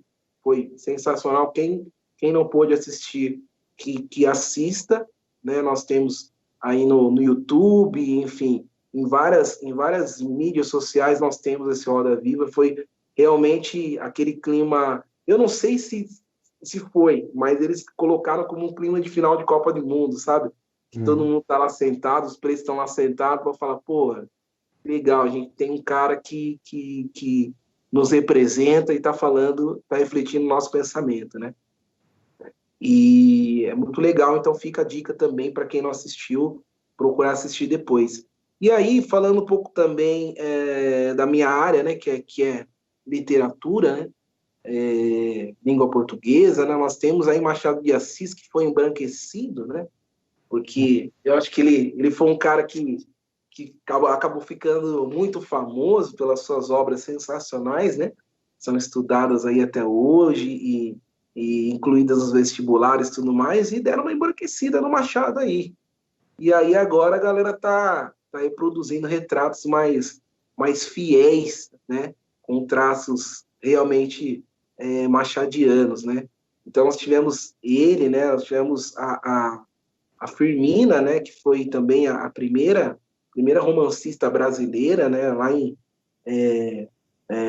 1800 e pouquinho, né? Ali na época em que ainda existia escravidão, ela foi a primeira brasileira a escrever um romance e era negra, né? Firmina de Jesus. Então, nós temos aí Conceição Evaristo, né?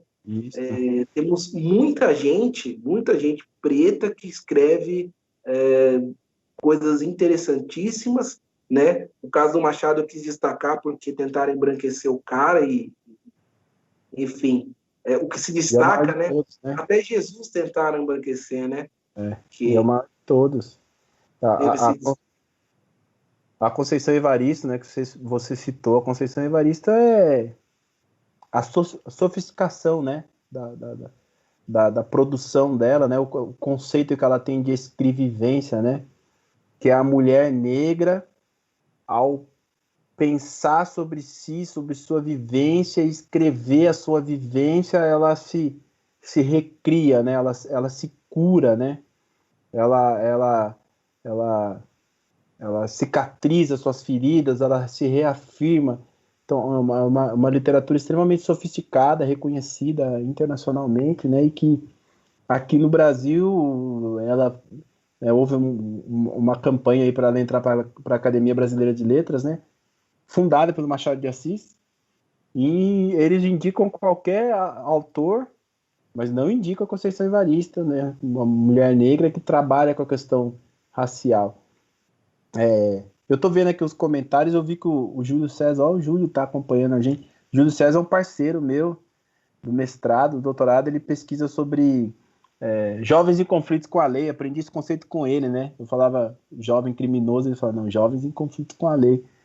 Aprendi esse conceito com ele e ele tá escrevendo aqui, ele tem feito uma pesquisa que ele tem levantado isso que a gente tá discutindo, muitas cidades aí, a maioria dos jovens sentenciados em conflitos com a lei não são negros.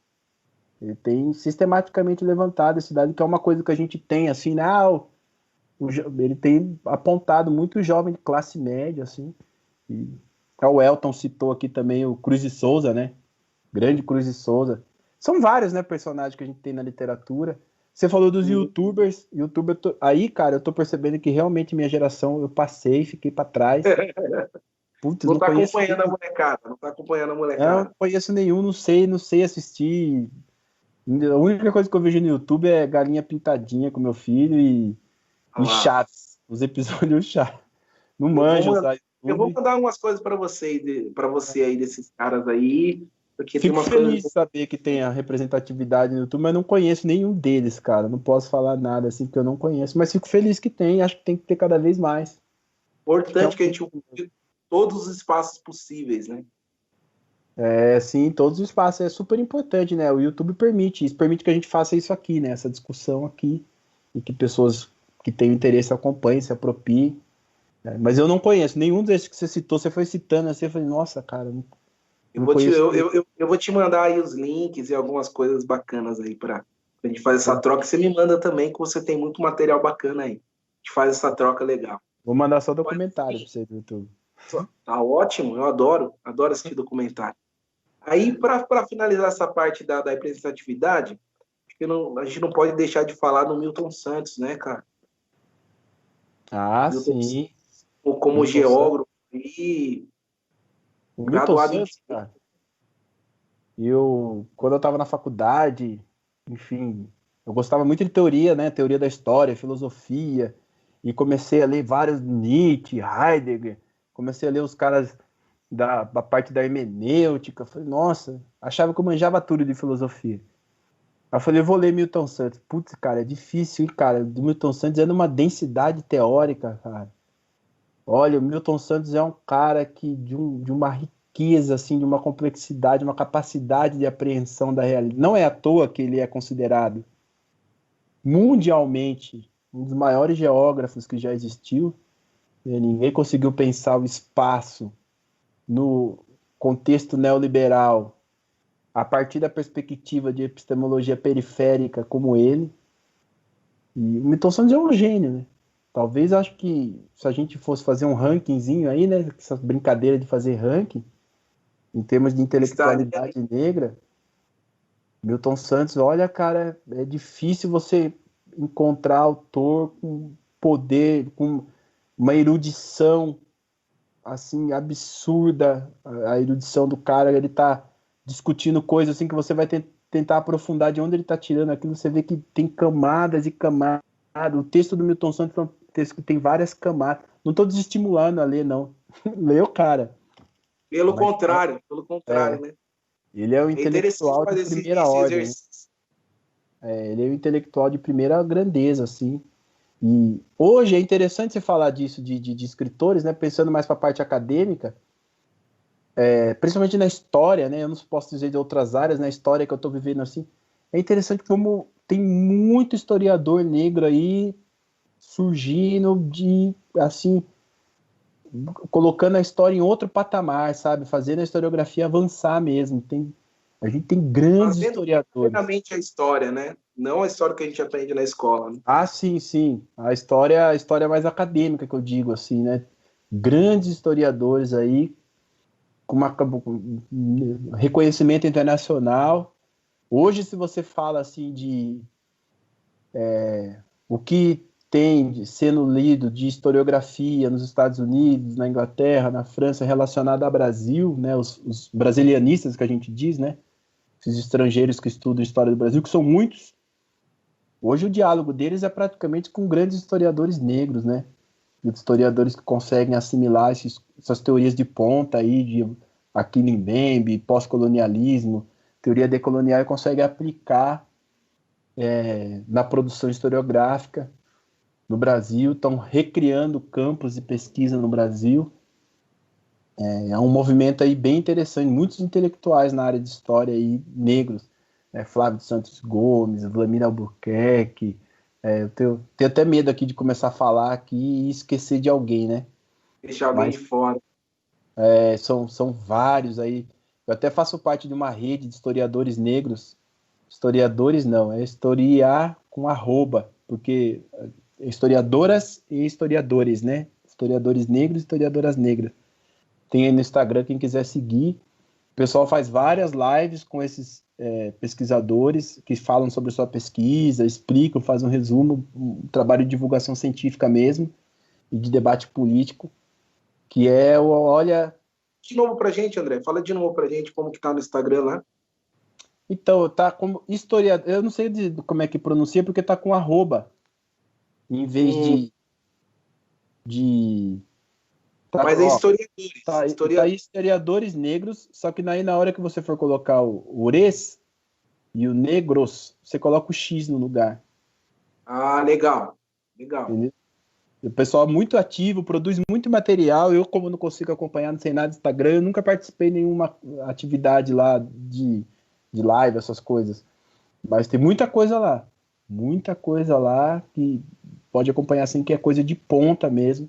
Principalmente historiografia que está recuperando a história da mulher. A família brasileira, a história da família brasileira é a história da família da mãe negra, chefe de família. Essa é a história do Brasil. Você fala isso, viu? É a Importante. história e muitas historiadoras negras recuperando essa história, recuperando a atuação dessas mulheres. E esse canal faz essa discussão de uma forma muito consistente lá. Eu aconselho aí. É importante. Importante que nós tenhamos essas perspectivas de aprendizado de conteúdo, né? De conteúdos diferentes. Falando aqui, Léo Moraes, olha lá, Léo Moraes. O dia que conseguirmos a força da audiência do preto para o conteúdo preto feito por pretos, olha, teremos a força justa conquistada por nós, com consequências financeiras do bolso dos que não ligam para a representatividade. Ou seja, o dinheiro vai voltar para a gente, né? A partir daí, veremos o movimento social ao nosso favor. É isso, né? É ter preto consumindo o trabalho de preto, né? Gabriel coloca Carmen Miranda, ao se apresentar nos Estados Unidos, né, o Tico Tico, não havia negros ou negras, né, no palco, nem mesmo entre os músicos. Então a gente vê que, né, ele comenta também que na não valorização do negro, a Rede Globo contratou na década de 60 o ator Sérgio Cardoso para fazer o papel de um negro na novela A Cabana do Pai Tomás. Camila Dias colocou aqui, no esporte temos um belo exemplo de como a carne mais barata do mercado é a carne negra. É onde, em maioria, a nossa potência física é usada até o limite a preço de custo. É vantajoso para eles, né? Os terem o esporte, né? Interessante. Michele Santana coloca aqui, André, desculpe a minha ignorância, mas o Pelé, ele teve muito espaço de fala e não me lembro dele ter usado esse lugar para falar sobre a questão do racismo. Essa minha lembrança procede? E aí, polêmica, hein, André? Ah, sim, o Pelé ele sempre foi marcado por ser um cara que escamoteou a questão racial, né? Ele nunca se posicionou politicamente.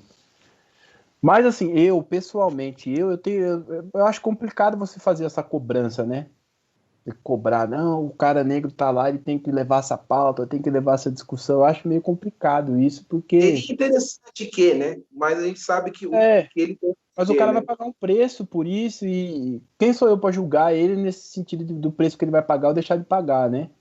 E, e O assim, preço, por exemplo, que Simonal pagou por não ter feito, né? e, Por não ter se posicionado como outros artistas se posicionaram na época, foi acusado de ser delator e tudo. Depois de muito tempo descobriram que não tinha nada disso, que ele não era delator, que ele não era apoiador da ditadura, né? E aí o cara acabou morrendo triste com essa situação que foi criada por ele não ter se posicionado na época que muitos artistas se posicionaram, né? E aí é bom a gente destacar que existem vários tipos de militância, né? De repente o cara tá lá num programa de TV em rede nacional cantando, sendo um dos principais músicos do país naquela época, era uma forma de militância também, né? O Elton aqui, ó, seu amigo, Elton, que é seu amigo, Elton dos Santos. eu acho Como que eu atingir? não vi, eu não consegui ver a foto dele, mas eu acho que tem um Depois você parceiro manda meu aqui que pra estou. gente, Elton, se você é um amigo dele. Como atingir o negro médio que trabalha para sobreviver, que vive sempre no limite?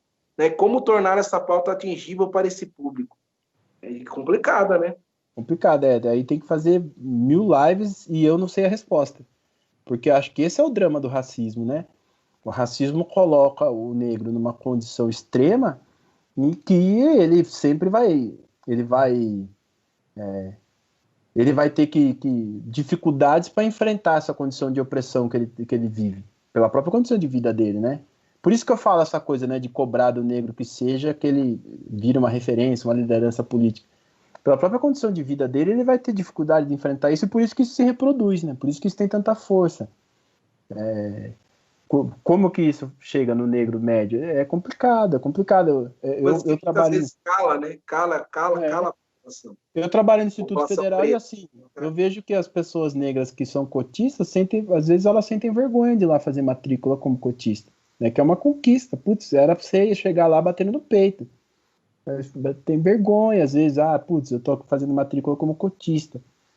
E, né, muitos negros são contra as cotas, porque existe um processo de cobrança, né, disso. Eu acho que essa questão do cabelo da mulher negra foi o que mais me fez entender isso, né? Eu sempre falava, por que mulher negra alisa o cabelo? Porque paga um preço social altíssimo. Hoje isso mudou. Hoje isso mudou, mas na nossa época, na época que a gente fez ensino médio, fosse lá uma menina ter o cabelo black, crespo, solto, ia pagar um preço altíssimo por aquilo. Aí vou eu lá e falar, não, você tem obrigação de ter orgulho do seu cabelo, ponto. E isso mudou também, vem mudando, né? Eu acho que tá no processo ainda, mas isso vem mudando até pela questão da representatividade, né? É bom Sem dúvida. que a gente E destaque pela isso, que é o força da mulher tema da negra. live de hoje.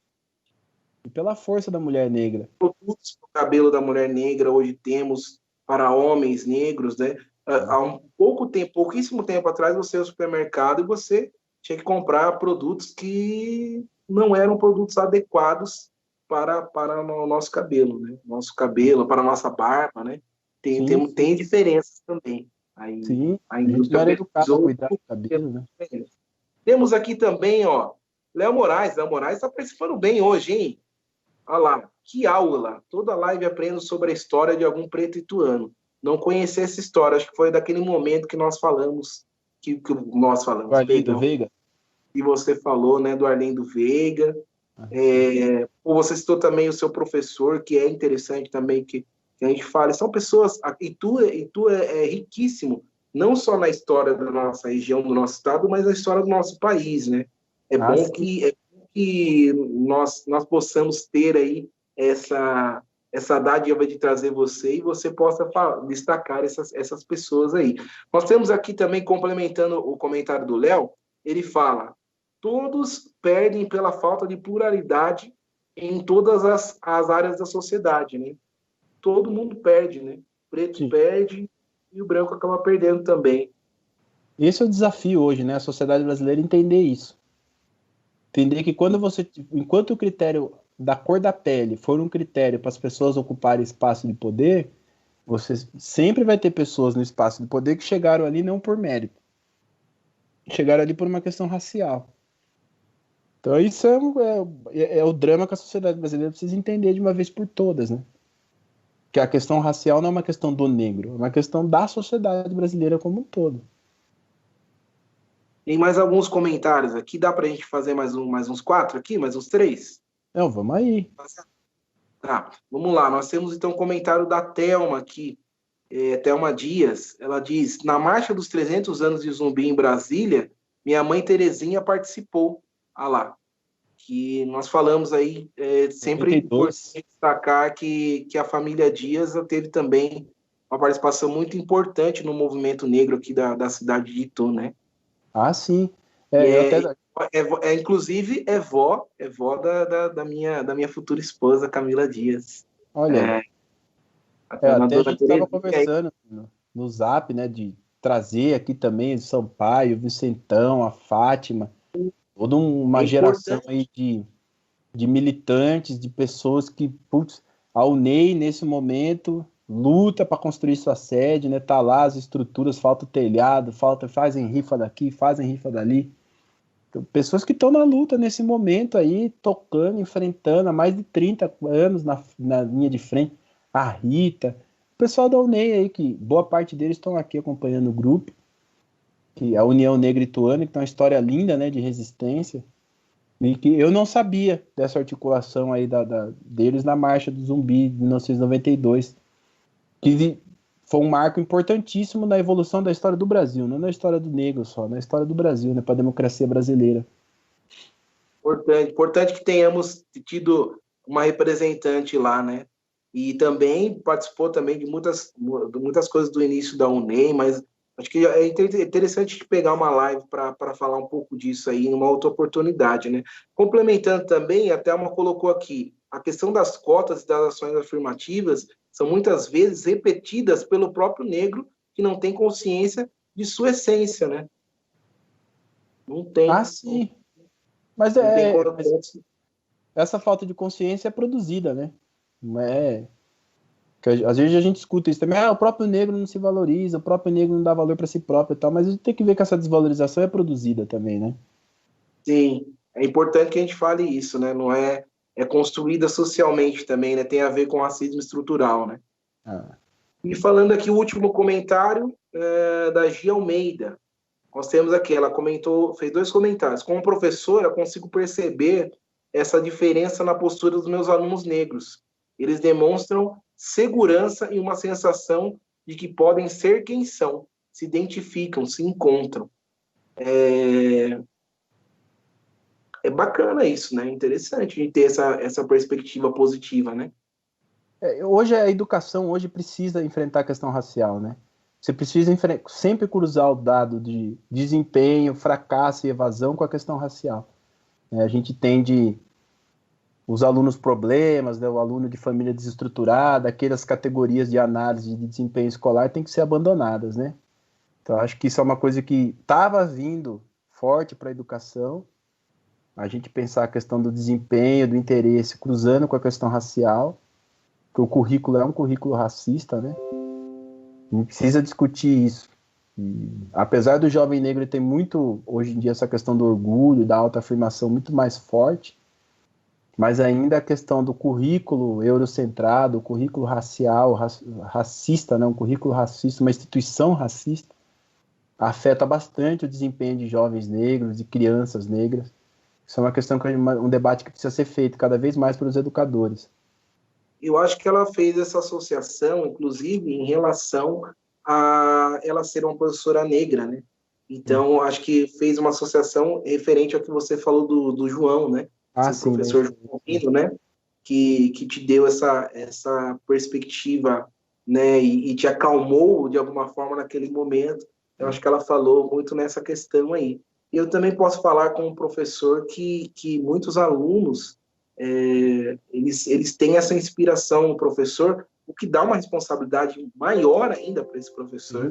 Ele tem que representar um bom exemplo para esse aluno, tá? Para que, né, como o João representou para você, como a Gia Almeida representa para os alunos dela, eu procuro a todo custo representar também para os meus alunos para que eles falem, não, quero me inspirar nesse cara aí, eu quero, sabe? E eu sempre passo para eles a possibilidade de que eles podem ser o que eles quiserem, né? Que eles vão sim sofrer, que eles vão sim passar por algumas questões, mas tentar dar esse incentivo para eles, incentivo esse que a sociedade não dá, incentivo esse que a sociedade não permite. Então, percebo a felicidade e a alegria deles quando eles veem um professor negro também, essa identificação, como você mesmo falou anteriormente, que é no olhar, né? Às vezes não é nem chegar e falar alguma coisa para você, mas é no olhar, e daí depois, de repente, vem um pai e uma mãe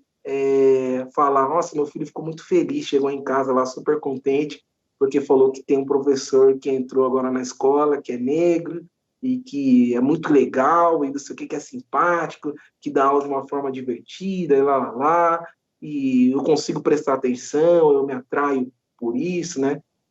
Tanto pela figura ser negra, quanto, né, essa questão mais reverente. Então, é legal isso, né, cara? Isso é gratificante. A gente trabalha e precisa ser remunerado, né, e tudo mais, mas eu acho que isso é um outro tipo de remuneração também, esse reconhecimento, né? André, eu quero agradecer muito aqui pela sua presença, mais uma vez, muito enriquecedora e esperamos aí que os pretos e pretas tenham curtido essa live, né, que falou um pouco sobre representatividade. A gente procura abordar temas que vocês sugerem ou que, de repente, nós achamos interessantes também. Procuramos fazer esse equilíbrio, né? E é legal a gente conversar sobre isso, porque é um dos lemas do grupo, inclusive, né? Uma bandeira aí levantada pelo Léo, que a gente precisa conversar, né, cara? A gente precisa falar sobre esses assuntos, né? E eu acho que não seja um começo, né? Que seja um início, mas que não tenha um fim, né? A gente possa sempre conversar e só tenha fim a hora que a gente não precisar mais falar sobre isso, né? Por enquanto a gente precisa conversar e precisa expor essas coisas. Quem sabe nós possamos viver, ou nossos filhos, ou nossos netos possam viver para não ter que abordar esse tipo de questão, né? Que não exista mais, mas enquanto existir, eu acho importante que seja falado, e foi muito bem falado por você hoje. Muito obrigado de coração. mais uma vez pela participação. Agradecemos também a todos que acompanharam a live até aqui. Sigam a página, sigam lá também no Instagram, Pretos de Tu. E o André também está aí, não muito afeito às redes sociais, mas se vocês quiserem mandar alguma coisa, nós repassamos para ele. Obrigado, meu irmão. Um abraço, viu? Valeu, eu agradeço o convite aí, quem teve a paciência para assistir. Desculpa aí os contratempos, né? Você sabe que hoje foi uma loucura. Essa é a vida, irmão. Bom que eu tô você aí, aqui com disponível. a gente. Quem conseguir falar comigo aí, eu respondo. Se conseguir falar, eu respondo, mas eu tô disponível aí. O que der e vier. Valeu, obrigado aí pela paciência e pela audiência do pessoal. Legal, muito obrigado, gratidão a todos aí e até a próxima live.